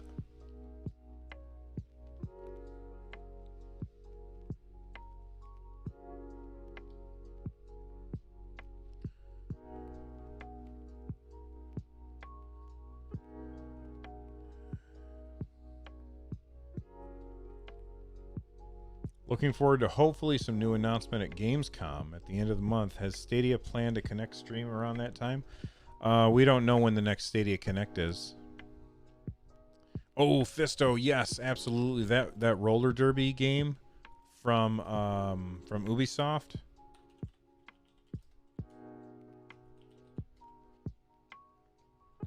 That looks awesome. Ubisoft Roller Champions. There we go.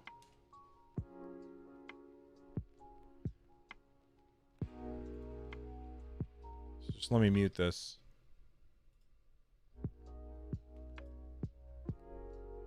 This game looks super good.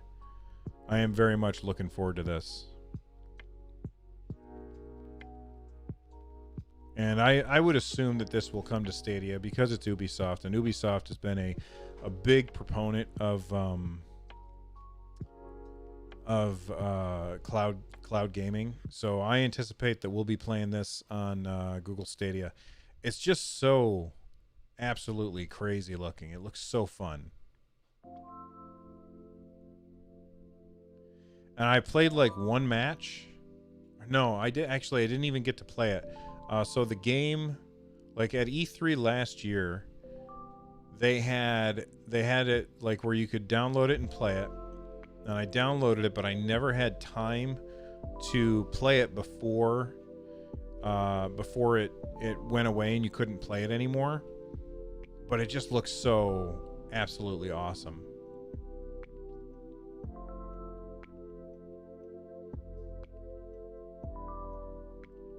I'm excited for this. It's called Roller Champions.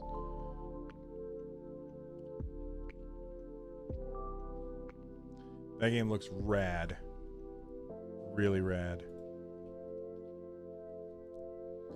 And yeah, that's like what we were just seeing is obviously not gameplay. We were just seeing cutscene nonsense. But I did see gameplay footage as well, and it looks really good.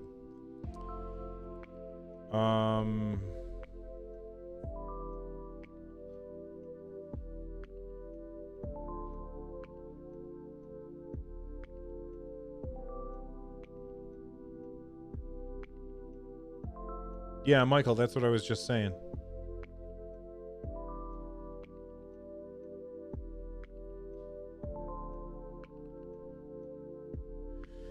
Avengers is going to be your next game, Atenzia. Yeah, I'm looking forward to that. After hearing Lloyd talk about it on the podcast, which if you haven't subscribed to the podcast, do us a favor and subscribe to it in your favorite podcast catcher. Just look for Stadia Cast, subscribe to it so that you can get the episodes via audio. Even if you're not going to listen to them, just download them. All right, it helps. But Lloyd and I were talking about that on the podcast on Sunday, and he's kind of sold me on that game. I'm really looking forward to Avengers. I was kind of lukewarm on it before talking to him. But then again, he really liked some games that I'm not interested in at all, so we'll see. Do I think Borderlands 3 will include local co-op on Stadia? I mean, it doesn't now. I don't see them changing that in the future. Maybe? I don't know. Is it on Spotify? Yeah. If you go to... Here, I'll show you real quick.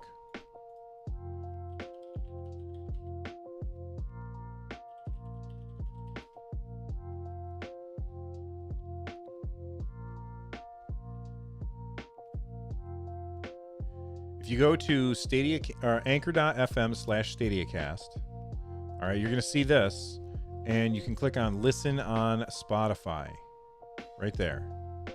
You can even click on Support if you want, but most people just click on Listen on Spotify, or you can listen to it on Apple Podcasts, on Breaker, on Google Podcasts, Overcast, Pocket Casts, all of the casts. All right? You can listen to it in a lot of places.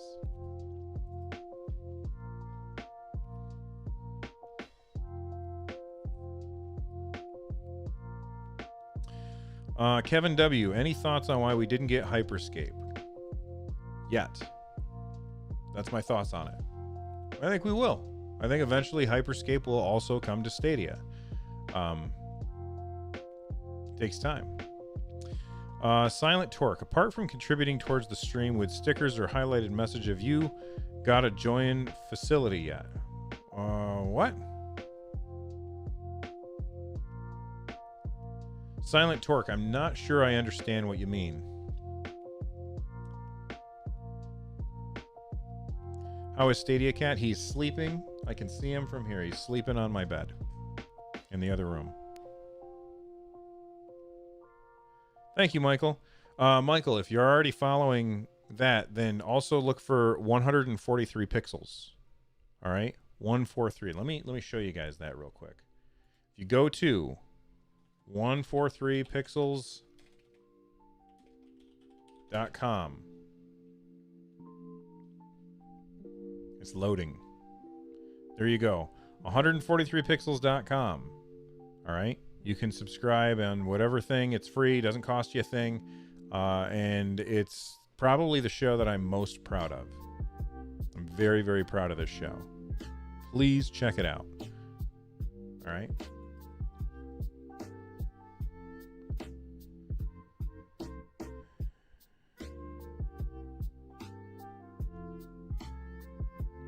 Capcom games to Stadia, Resident Evil? Yes. I think that we're going to get all of those.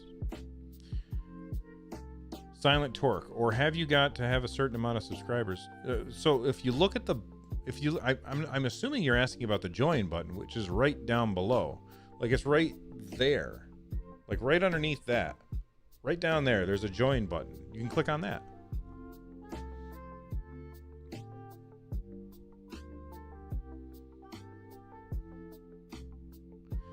ESRB leaked more games that we didn't know about. You know what? I'll be honest. I haven't really looked at the news today. ESRB.org. Let's look together.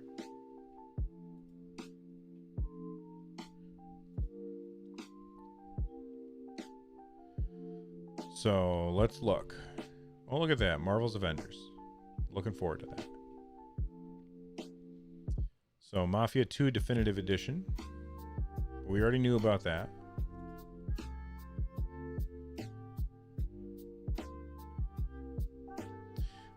We already knew about RBI Baseball 20, although I would say pass on that. That game's kind of terrible. I've played the other RBI games, and they're just not good. I'm just looking to see if there's any games that I don't recognize.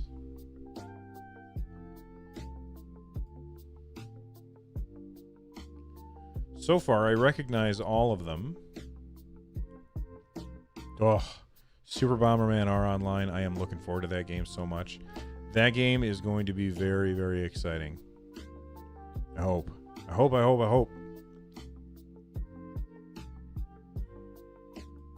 I tend to do this on Sunday mornings. Like I sit down on Sunday mornings while I'm building the show notes and look through this before the show. I'm not seeing anything new. So no, I don't think so.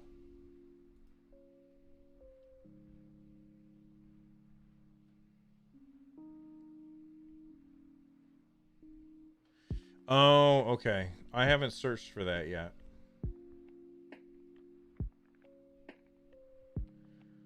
Oh, okay. So yes, if you want to be, if you are asking, Silent Torque, if you're asking how do you get the join button, you have to, in order to monetize your stuff on YouTube, they really increased the requirements. You have to have 1,000 subscribers, and you have to have, I don't want to get it wrong. So I'm going to look it up real quick. I can't remember the exact number of watch hours. Monetize on YouTube.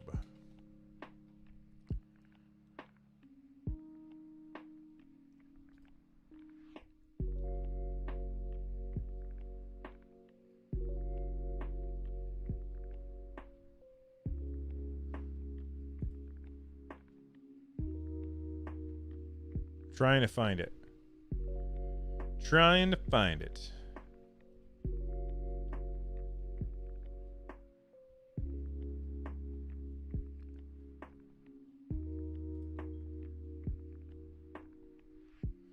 4,000 watch hours in the last 12 months.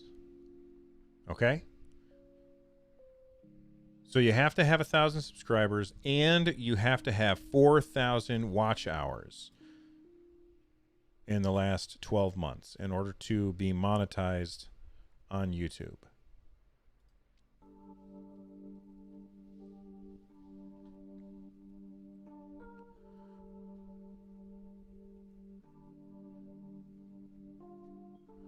Do you have a video tour of your room? If not, can you show us here? I've done that in the past. I don't remember when. It was an impromptu thing where I just got I put my phone on screen and then kind of looked around the room.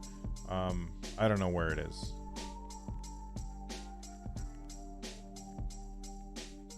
You can see most of it already. What you can't see is right over there is an arcade cabinet. So here, if you're a member of our Discord, oh, okay. Actually, follow me on Twitter. I'm at RunJumpStomp. I'm going to post a picture right now of what you can't see.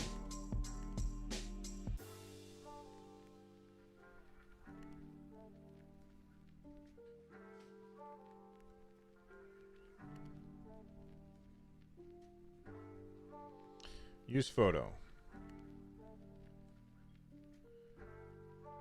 People in chat were asking about my studio.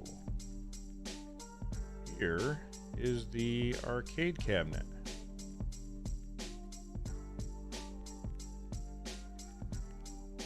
Sweet. So I'm at RunJumpStomp on Twitter. There is a link in the description down below. And there you go.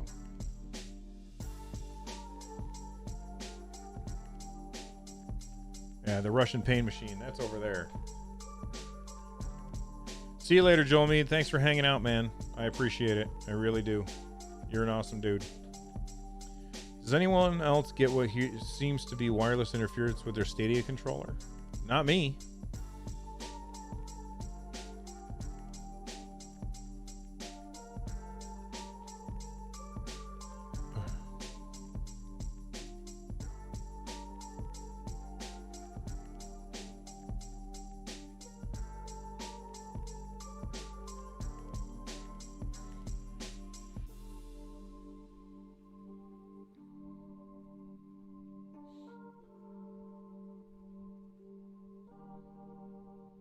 Yeah, I've had like 3 times where I'm playing the game and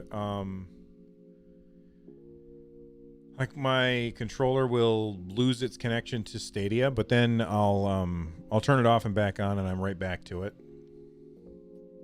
But I've also had problems where I'm playing my playing on my computer using an Xbox controller and it just loses connection. I think sometimes that kind of thing just happens. Installity. Hey, what's up? I want more crowd-played streams, honestly. They're super fun, especially when you own the game that they're giving away the game. So, Installity, if you want us here to be able to do crowd play streams, let Google know.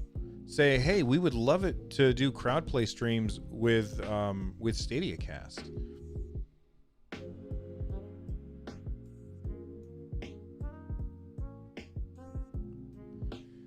Michael M. Going to download the 143 Pixels Ultima Online episode that brings me back. Oh, that was a good episode, too.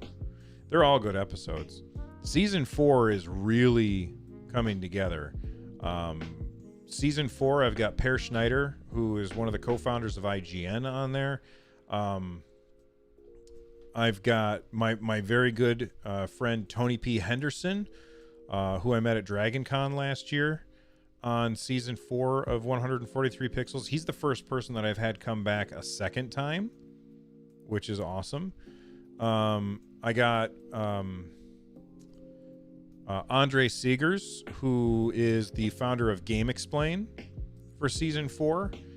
I've got my buddy Seth Scott, who is a video game developer, and Brian Ibbett is on season 4. He's the guy who started America's Next Top Podcaster, on which I was a contestant. See you later, Michael. 7, a thought to the iOS discussion. Is it confirmed that Stadia has the same issues with Apple? I mean, we can buy our games on the iOS already. Isn't that the hard part? Well, that's what Lloyd and I have been saying all along. But it's a little different, I think, because look, the rule that Apple said about cloud gaming is that they want to be able to rate each and every game.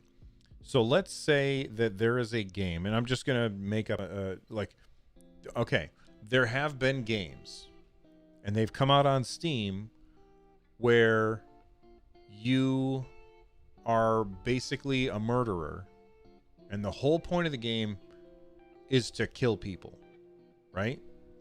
Not like because you're in a war or something. The whole point of the game is to murder people. That's the point of a game, right? And that came out on Steam.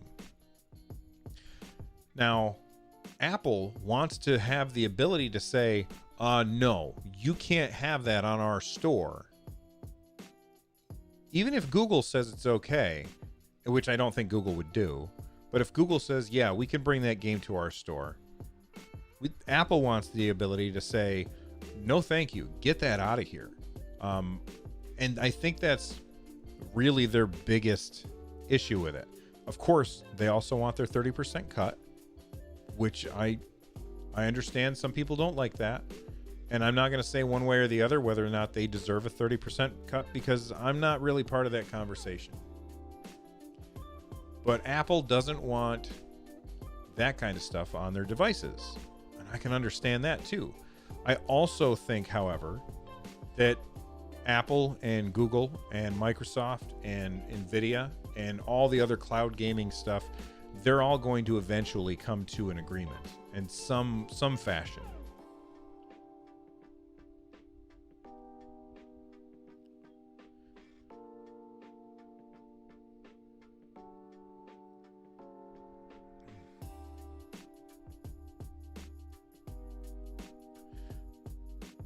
Well, because 7, you're not playing it on their device. That's the reason. You're not playing it on their device.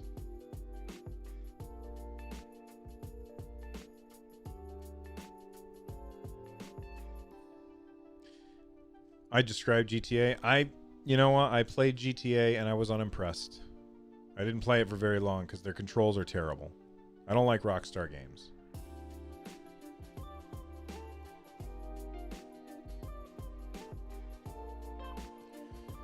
Jerome says, I think it's going to hurt Apple in the end. I don't think so. I think that eventually they will change their minds. And they're going to be dragged kicking and streaming before they do it. But I don't think it's going to hurt them in the end, because the number of people who really care about that are very small. And of that small subset of people who really care about that, the people who care so much that they would switch ecosystems is even smaller. I don't think I don't think Apple is going to, I don't think it's going to hurt them. Yeah, but there's always people who are pushed to, towards Android, and there's also people who are pushed towards Apple because of things that Android does. Like, Apple is more privacy focused, and Android is, more, let's use AI to figure things out. By the way, that's why the Google Assistant is 1,000 times better than Siri. It just is. Siri's terrible. I hate Siri. It's real bad. The Google Assistant is 1,000 times better because they use your data to make it better. There's advantages there. And, there's some people who don't like that, so they go with Apple. That's not really the reason I go with Apple. But that's one of the reasons. So there's always things that push people towards one side or the other. And I think at the end of the day, it comes out to be a wash.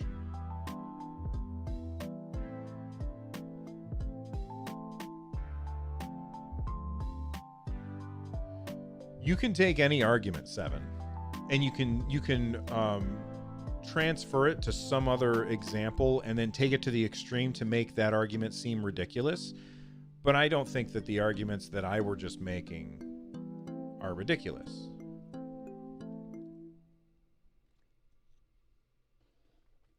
Jem, why the surprised face? I saw the surprised face.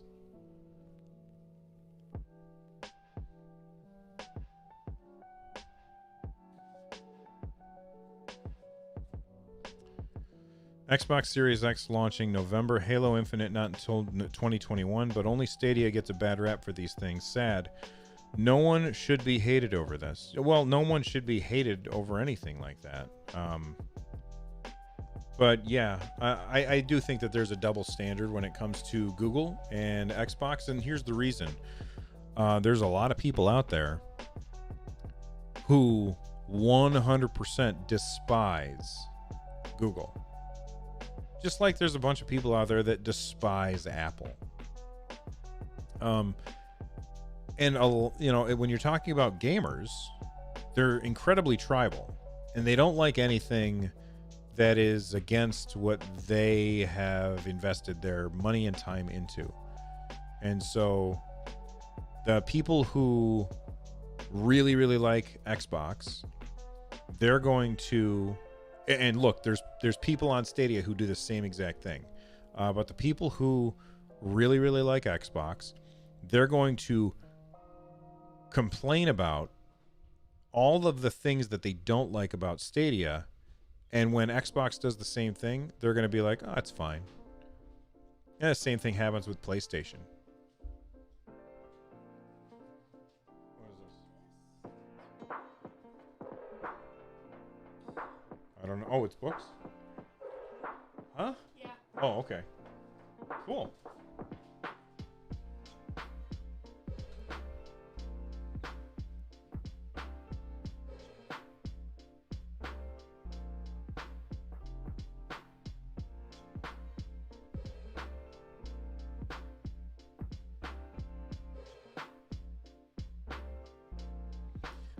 And you know what, Victoria, I see what you're saying about how this could be detrimental.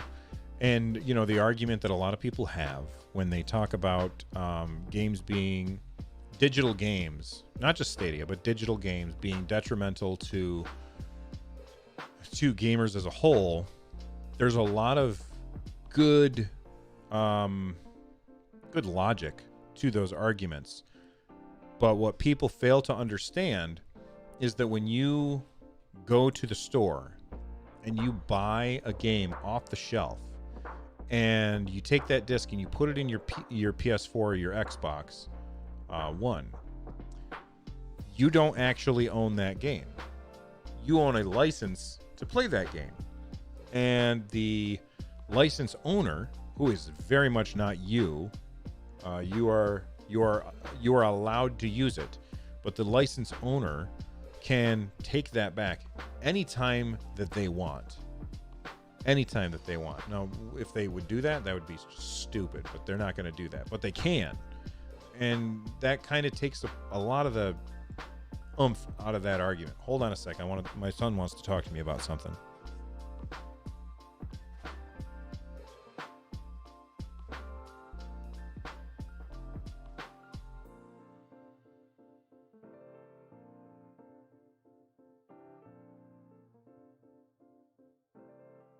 All right, I'm back.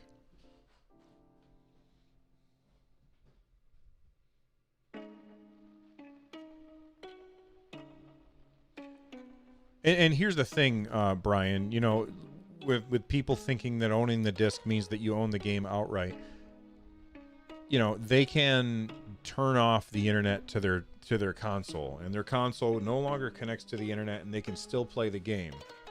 Absolutely correct. But then they can't do a lot of the things that the console can do. So, I don't know. And Kevin is saying not having to purchase updated hardware every generation also is consumer friendly and environmentally friendly. Instead of thousands of players buying 1,000 PS4, it's a lot less consoles per 1,000 players. That's absolutely true. And Google has said that all of their data centers for Stadia are carbon neutral, which is fantastic.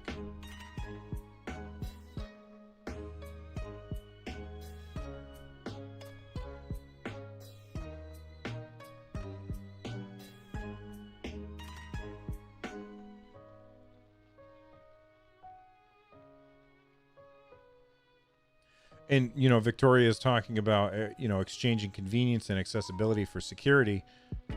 I understand. But I don't want to be inconvenienced, and I don't really care if I own a game 2 years after I played it. Like, I don't load up my Steam library and look at the games that I bought 2 years ago and play them. Almost ever. And while I'll admit publishers can take those games away, and Stadia can take those games away, they won't. They're not going to do that because that would be bad for business. I've said this a million times. What's good for the consumer is usually the best business decision that you can make. So I'm really not worried about that. But it doesn't mean that you're wrong. It just means that there's a little more gray instead of it being black and white.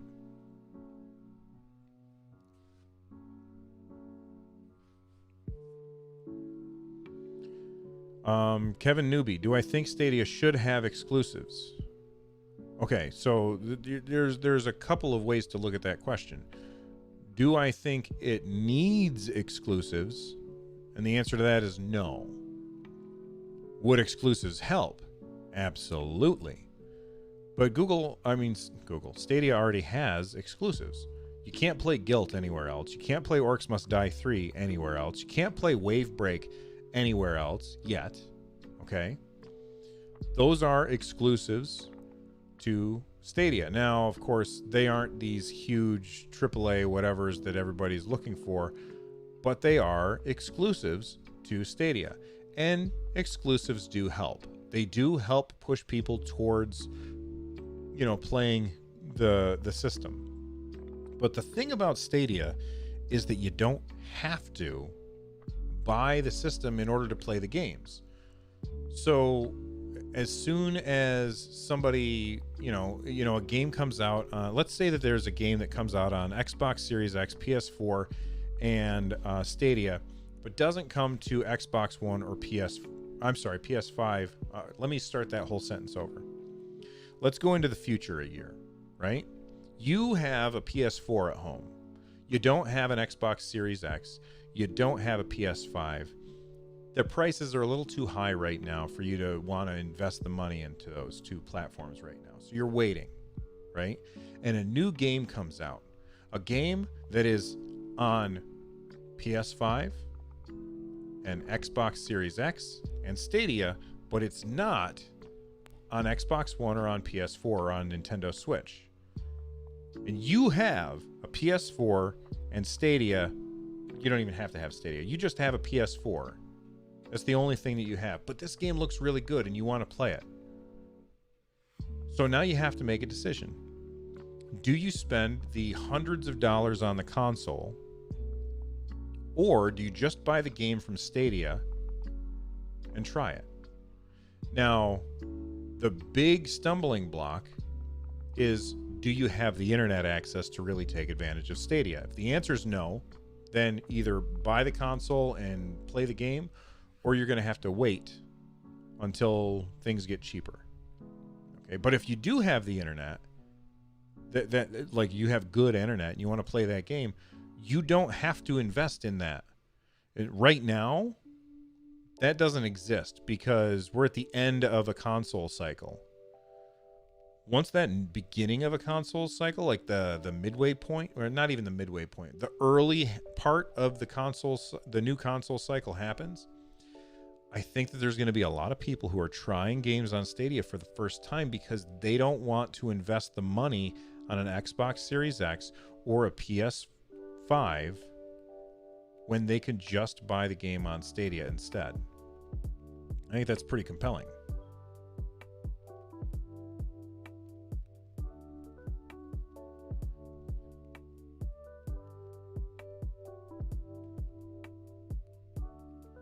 So, do we need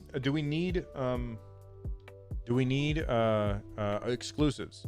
No, I don't think we do. Would they help? Yes, they absolutely would. Will we get them? 100%. We already have some, and more are coming. I anticipate that most games that are published by Stadia, SG&E, I think that most of those will be first-party exclusives.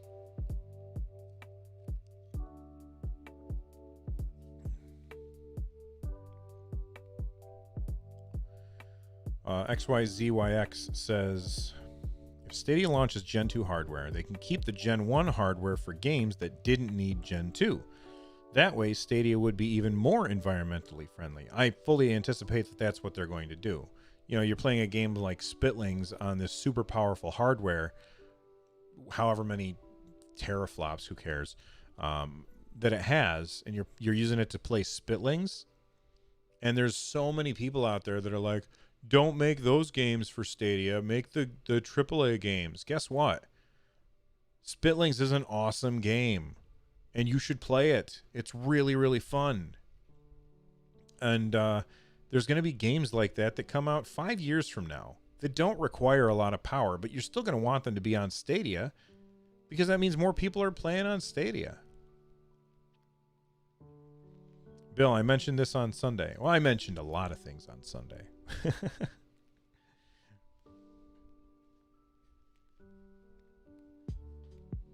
As far as Gen 2 hardware, you know, I've said this a million times. Google, don't talk about hardware. It's inconsequential to the consumer. All it does is give people ammunition to use against you. Don't talk about hardware. Just talk about games. Hey, look at this new game that has ray tracing and, you know, does all of these crazy things that you could never do before. Look at this game. Is it running on Gen 2 hardware? It's running on Stadia. That's what it's running on. It doesn't matter if it's Gen 1 or Gen 2 or whatever.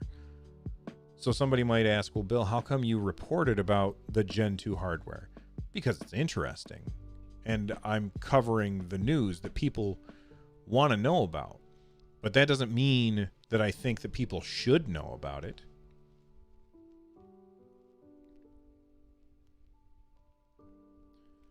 Right, exactly.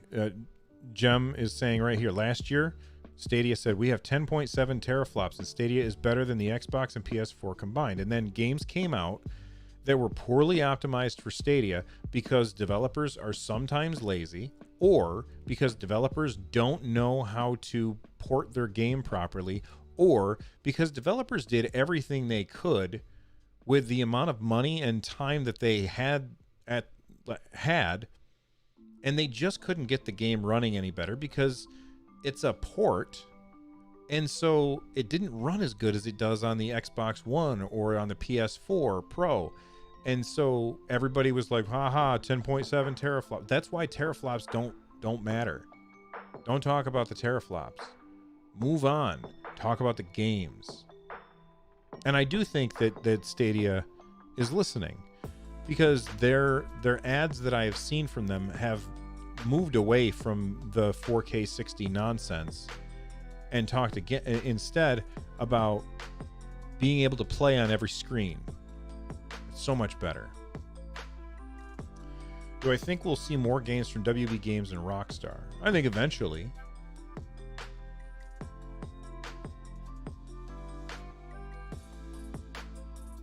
Preston Casey, I wonder if we're set ourselves up for disappointment by comparing Stadia to a mature ecosystem and then complaining that Stadia isn't farther along. Yes, 100%. That, you know, you said what I said much more concisely, but I talked about that earlier. Go back and check it out. Talk about features, not power. Yes, exactly.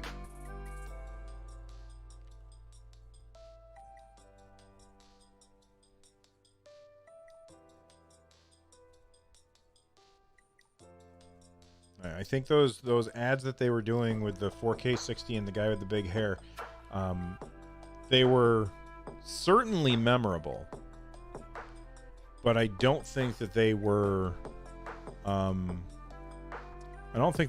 telling the message that needs to be told.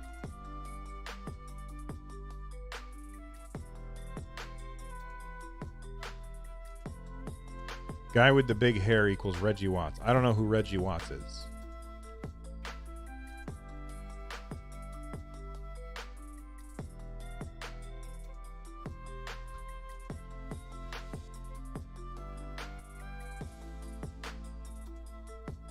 Joining late. Any new information on upcoming Google Chromecast Sabrina? No. I'm currently playing on a Chromebook, but I'd like to pull the trigger on a TV model. Philip Vaughn. I would wait. He's a comedian. Oh, okay.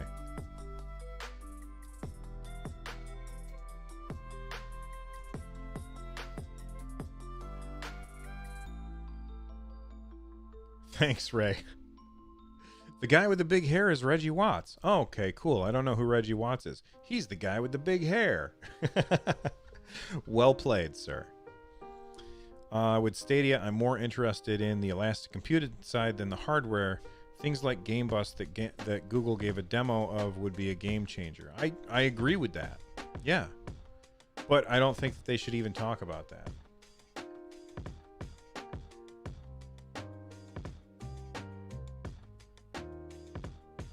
Just show the games. That's it. I mean, look, I want to replace my current Chromecast with Sabrina just because I think that the remote will be a better interface for watching shows and stuff like that. But the Chromecast works fine. The UI is kind of crap, but you know, if you just use the Stadia button to launch your games, it doesn't really matter. Not the Stadia button, the assistant button. You just hit this button, it pops up, and then you say launch Final Fantasy 15. Bam, you're playing the game. You don't have to go through the interface in order to get to the games. And I think that's what Google is trying to get you to do.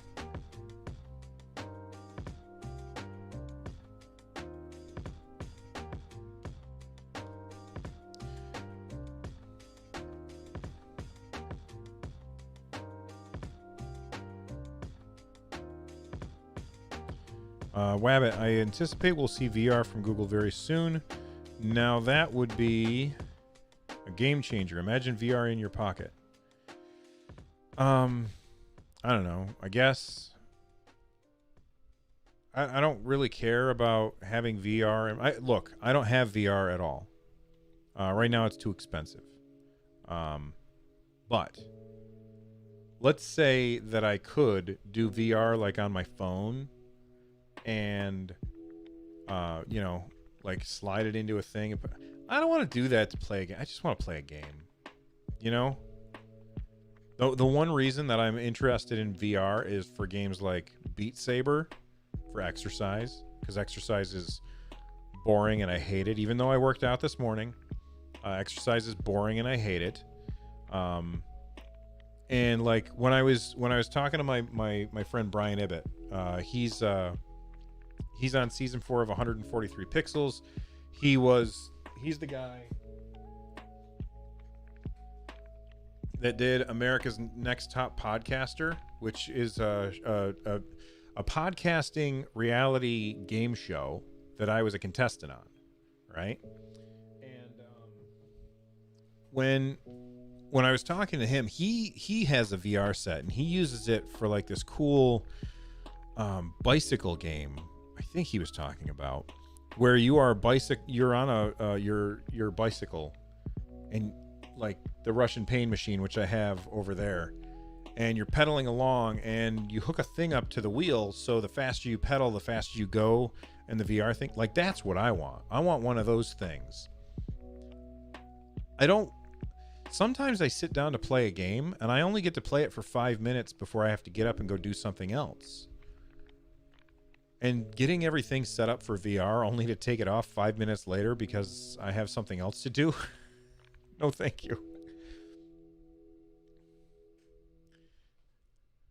Yeah, Brian is awesome.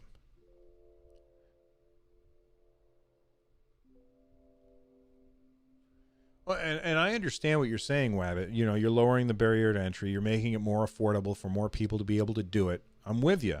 I'm 100% with you. But I just don't care about it that much.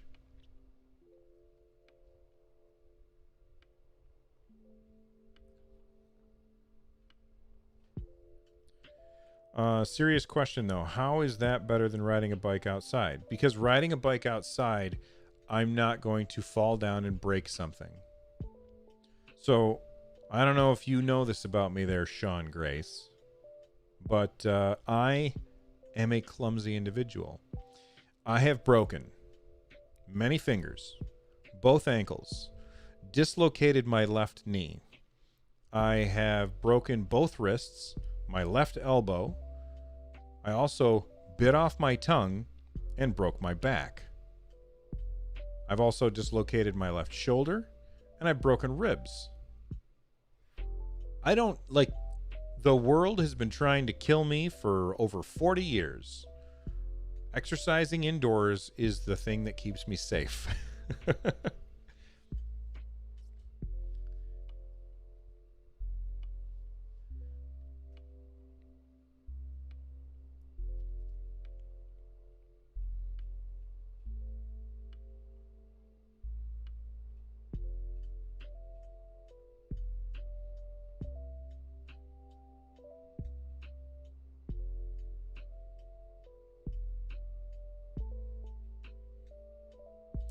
Are you wrestling bears, Bill?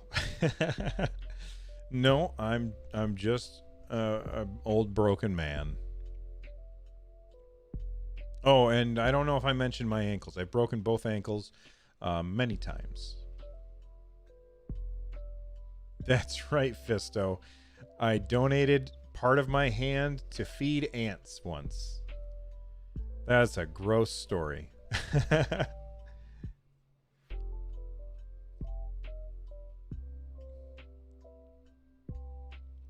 So just, I'm not going to tell the whole story, but there's a scar. I don't know if I can point to it.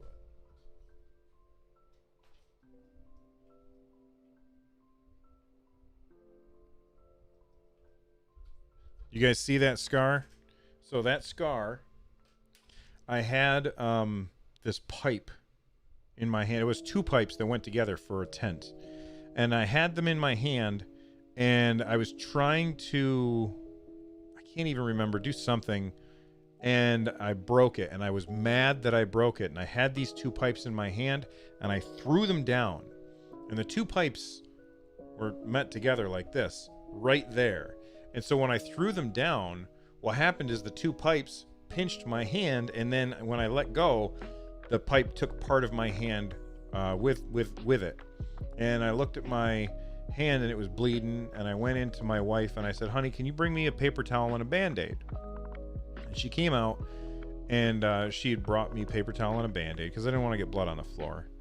And she came out and she goes, okay, well, here, let me put it on. And I go, here you go. And she looked at it and she goes, oh my God, we have to go to the hospital right now, because it was real deep. So we went to the hospital, and the doctor, I was like, well, whatever. But the doctor said, it's a good thing you came in because we needed to get this clean so it could heal. But we can't put a bandage or anything on it. It's just going to have to heal on its own. We can give you like this goop that you can put on it that'll make it heal faster. So we come home and we park in the driveway, and I start picking up the stuff, and there was, in the driveway was the chunk that came out of my hand, and it had a swarm of ants eating it, and it was the grossest thing ever.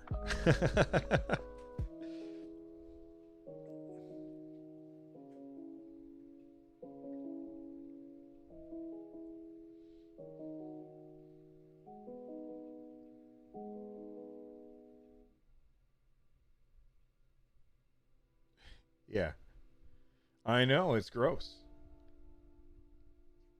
And then I have this scar on my thumb. Let me grab that pen again.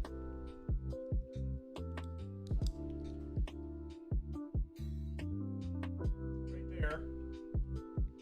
That scar is when I worked at Friendly's scooping ice cream. I was making a banana split, and I was cutting some banana splits. I'd grab a banana, I'd cut the 2 ends off and make the split, and I cut it, and then I went to cut the other side, and somebody hit my arm, and I went thunk, the knife went right into my thumb, and blood was everywhere.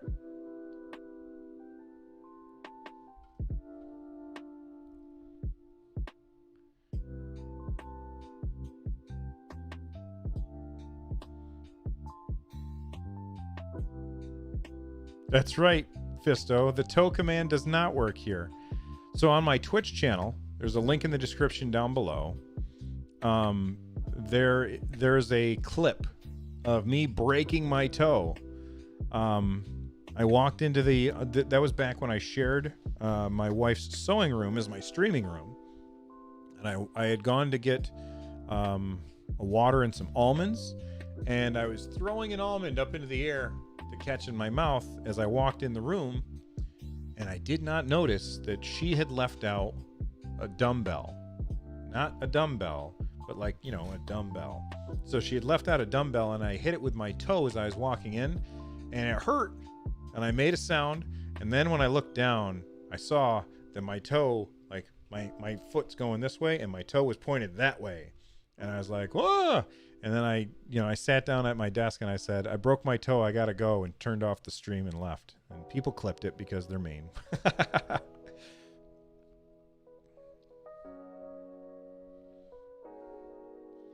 Rut Verani says, you will surely find a way to hurt yourself while playing VR indoors. I have no doubt. But I just want to get the VR thing to pedal on my Russian pain machine over there. And oh wait. Yes. Hold on. Okay, I gotta respond to somebody real quick.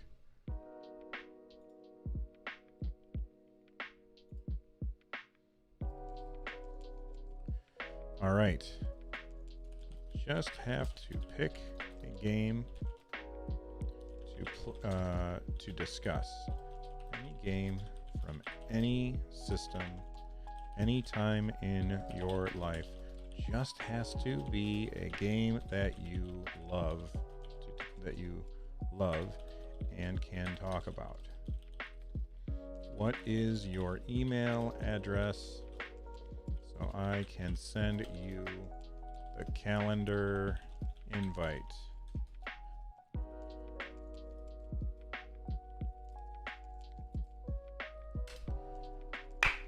Yes! You guys might not know who this is, but it's one of my favorite podcasters of all time.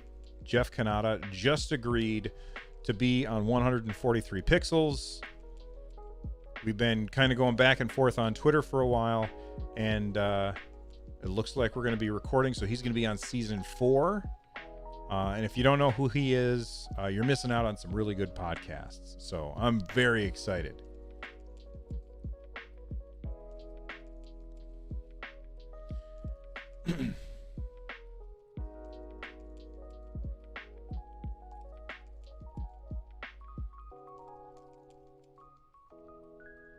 That's right, from the Totally Rad Show.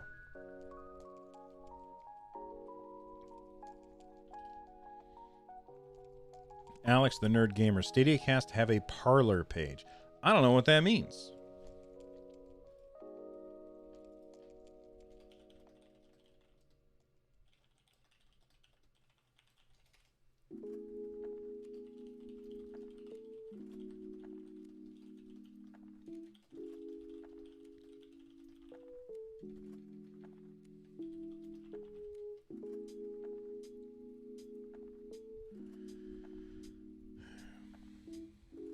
Oh, what is the Russian pain machine? It's my indoor bicycle.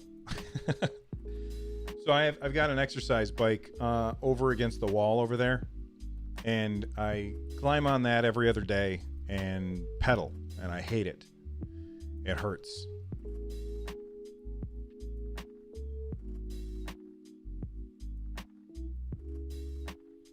I don't know what a Parler page is, though. What explain to me what it is, and maybe I'll make one.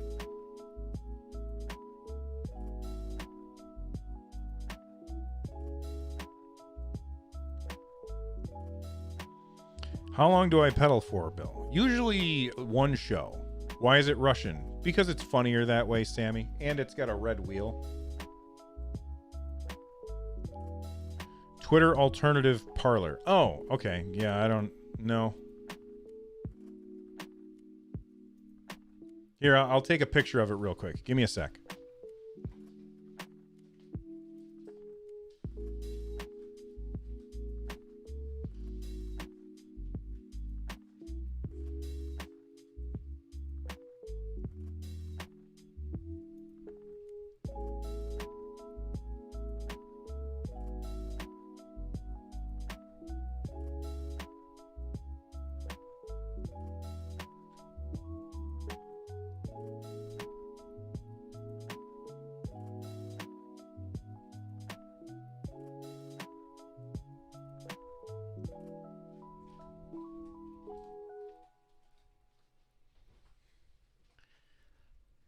right.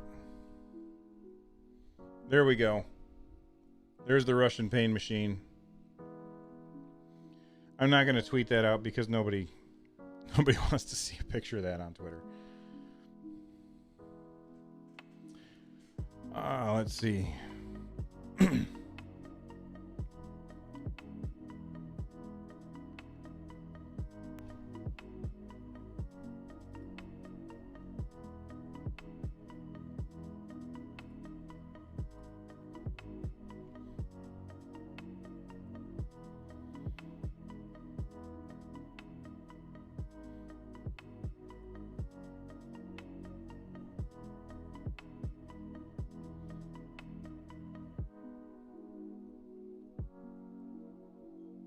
I have to be honest, the Russian pain machine I stole from a friend of mine. So I used to have an elliptical, and it broke, and so I decided ellipticals were too expensive. I'm going to replace it with the bike that I have now. And I asked a friend of mine what he had, and he told me this exact model. So I bought it, and so I have the same exact model of bike that he has, and he called it the Russian pain machine, so that's what I call it too.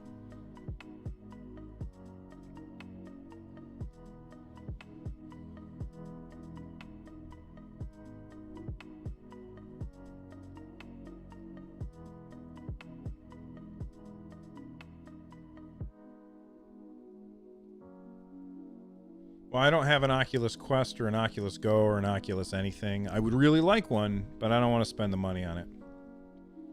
Especially since my wife lost her job because of COVID, so that makes things kind of tough.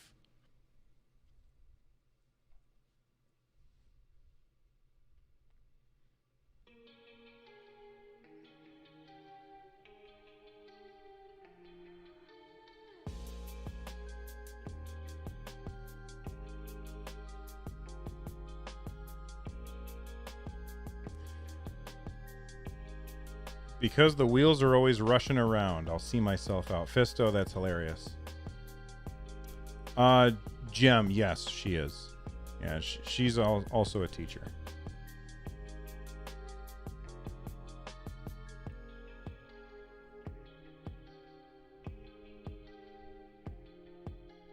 Just keep your fingers crossed for us that she'll find something.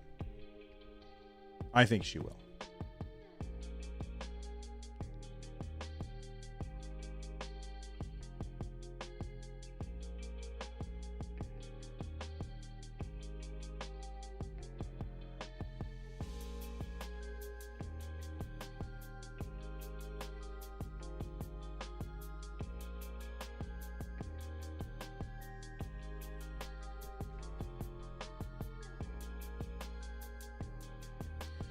But we've been live for about 2.5 hours now, so I think that's going to wrap up the show. So thank you guys for hanging out with me and talking about video games. I always appreciate it when you guys show up. You know, I hit that go live button, and having 100 people show up within a couple of minutes is just always really, really cool. So I really do appreciate that. Gem, thank you very much, man. Yes, every bit does help, but thank you very much for the super chat. I appreciate it, Gem. You're awesome. Anyway, oh my God, it's a super dino. Okay, I can't shut the stream off with a super dino on the screen. So stick around. We're gonna continue to talk until the super dino goes away. All right. I can't kill the stream when there's a super dino on the stream. All right. Or when there's a dino on the stream anyway. So we'll keep going until the dino reaches his little Stadia logo, and then we'll log off. But thank you very much, Gem. And Dawson Hoyle. Thank you to him as well.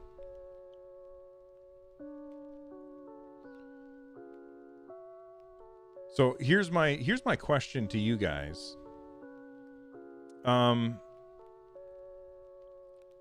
What games? Let me ask a question. So I've been doing these best visual quality videos where I record my 4K footage do you guys want to see those for games that, like, would you want to see one of those best visual quality videos for a game like, we'll say, Octopath, that is a 2D focused game? Like, would people be interested in that? Or do you only want those for games where you're not sure how it would look?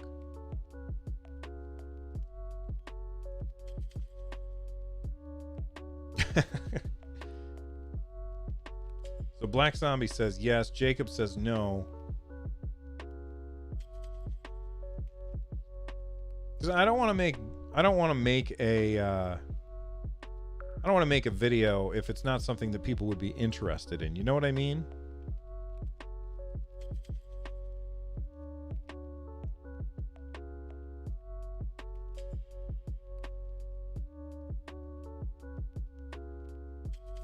Oh, and you know, while I'm waiting for people to answer that, here's another question. What kind of videos would you like to see on this channel that we don't already do? Yes, but with commentary. See, with commentary is tough because that requires some editing, and editing 4K footage, my computer's just not up to the task.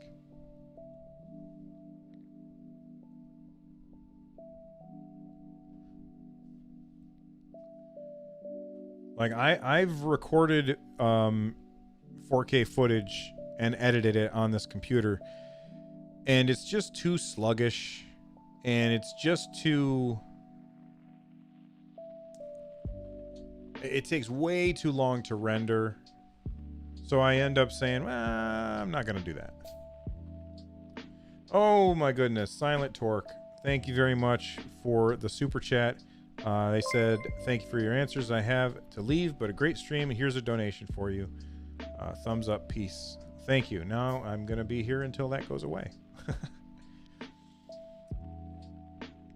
Okay, so Jacob Dickens, you and Lloyd playing against each other, or playing with each other in games, against or with each other in games such as like Strange Brigade. Okay, that makes sense. Nedius, love the trials of ESO runs. Yeah, the super dino is dead, but we got this other dino. I'm going to stay until the dino is gone.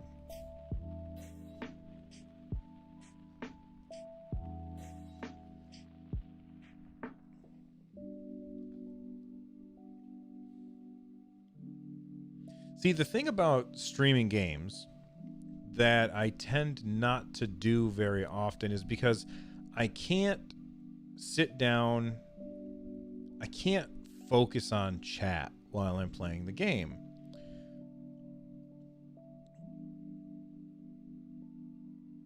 You know what I mean? Chat just kind of flies by and I don't really get to interact with you guys, which makes me sad. Ian McKenney, thank you very much. Love the laid back chats from you and Lloyd. I appreciate it. I appreciate the super chat. You guys just don't want this stream to end, do you?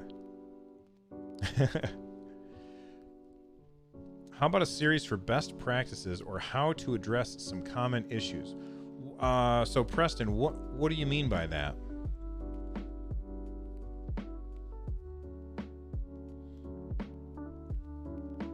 Oh yeah, once crowd choice and crowd play is really available, I'm going to be into that. Without a doubt, we'll be doing game streams with that. Thank you for the super chat, Ian.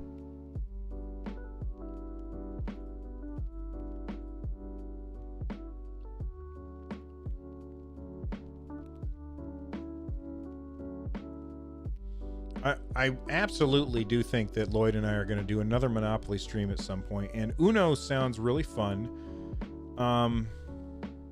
The only issue is it's got to be with people that I trust on stream, not to swear and stuff like that.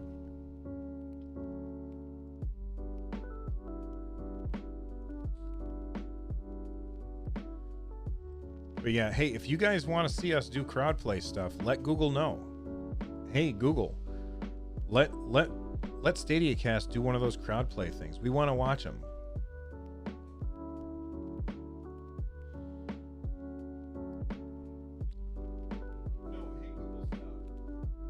Sorry.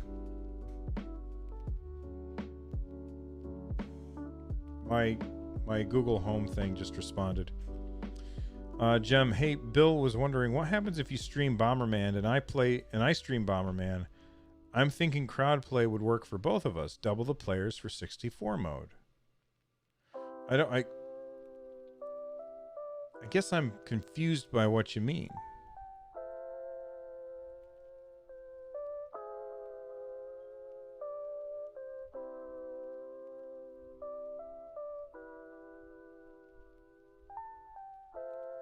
Sorry, I didn't mean to set off everybody's Google devices.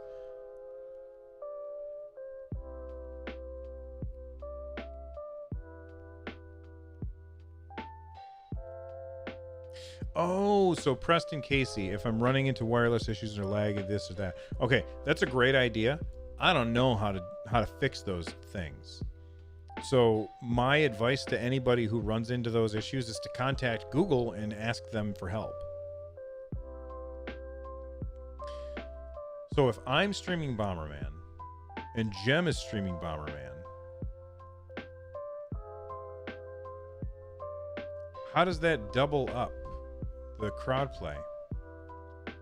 Sammy on Stadia. First super chat, way overdue. It's been over a year. Keep up the excellent work. Well, thank you very much, Sammy. And now I got to stick around until that dinosaur gets to his prize.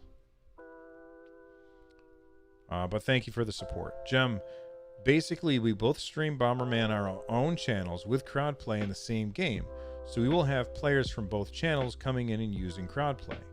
Okay. Cool.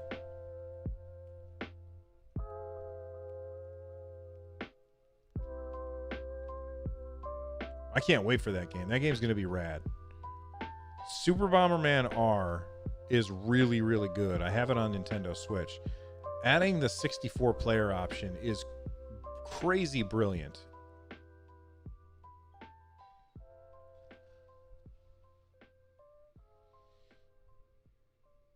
Maximo, but I don't think we get to make the... we wouldn't share this, what the hell is it called? The crowd play link. We wouldn't share that link.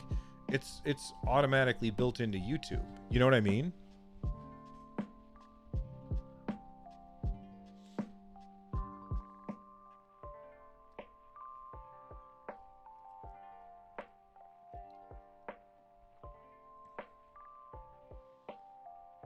And if Super Bomberman R Online is a pro game, oh my god, that's going to be amazing.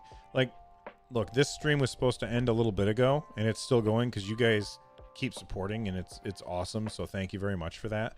But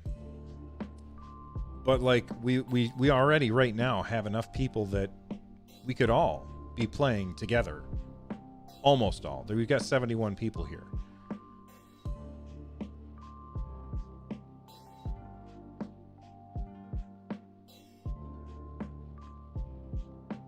Maybe you can only do crowd play when you host a game. I don't know. Because we don't have access to the feature yet. And no, just be sure to understand, I am not bitter. I understand Google going with people out from outside the community for that. You know, fingers crossed that we get access to crowd play soon.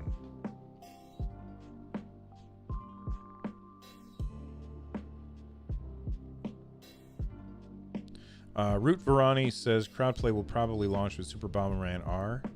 I mean, we don't know the release date for that game, do we? I don't think so.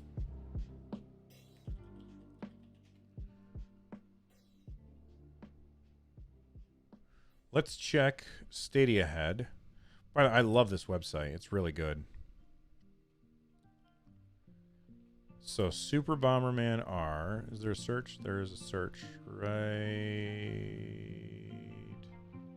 There's not a search.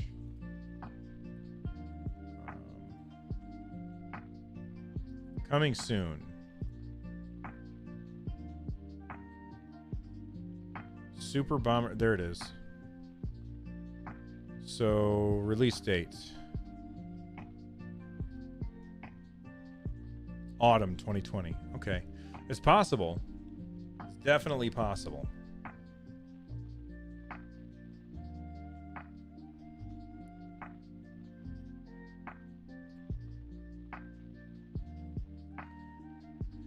There's a search field there. I didn't even see it. I'll look back later. Bill, did you play every? Have I ever played MAG on PS3? You know what? I didn't have a PS3. In that generation, I went with the Xbox 360, and I really, really liked my Xbox 360. But I never played. I never played the PS3.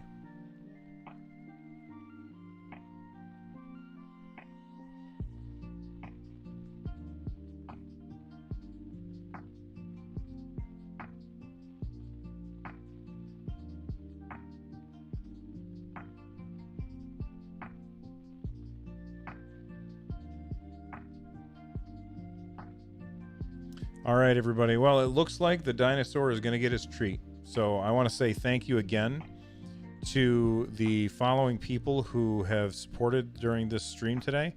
We got Dawson Hoyle, Jem, Silent Torque, Ian McKenney, and Sammy on Stadia. You guys are really fantastic. I do appreciate the support. So thank you very much. That's it for me today. I'm going to take off.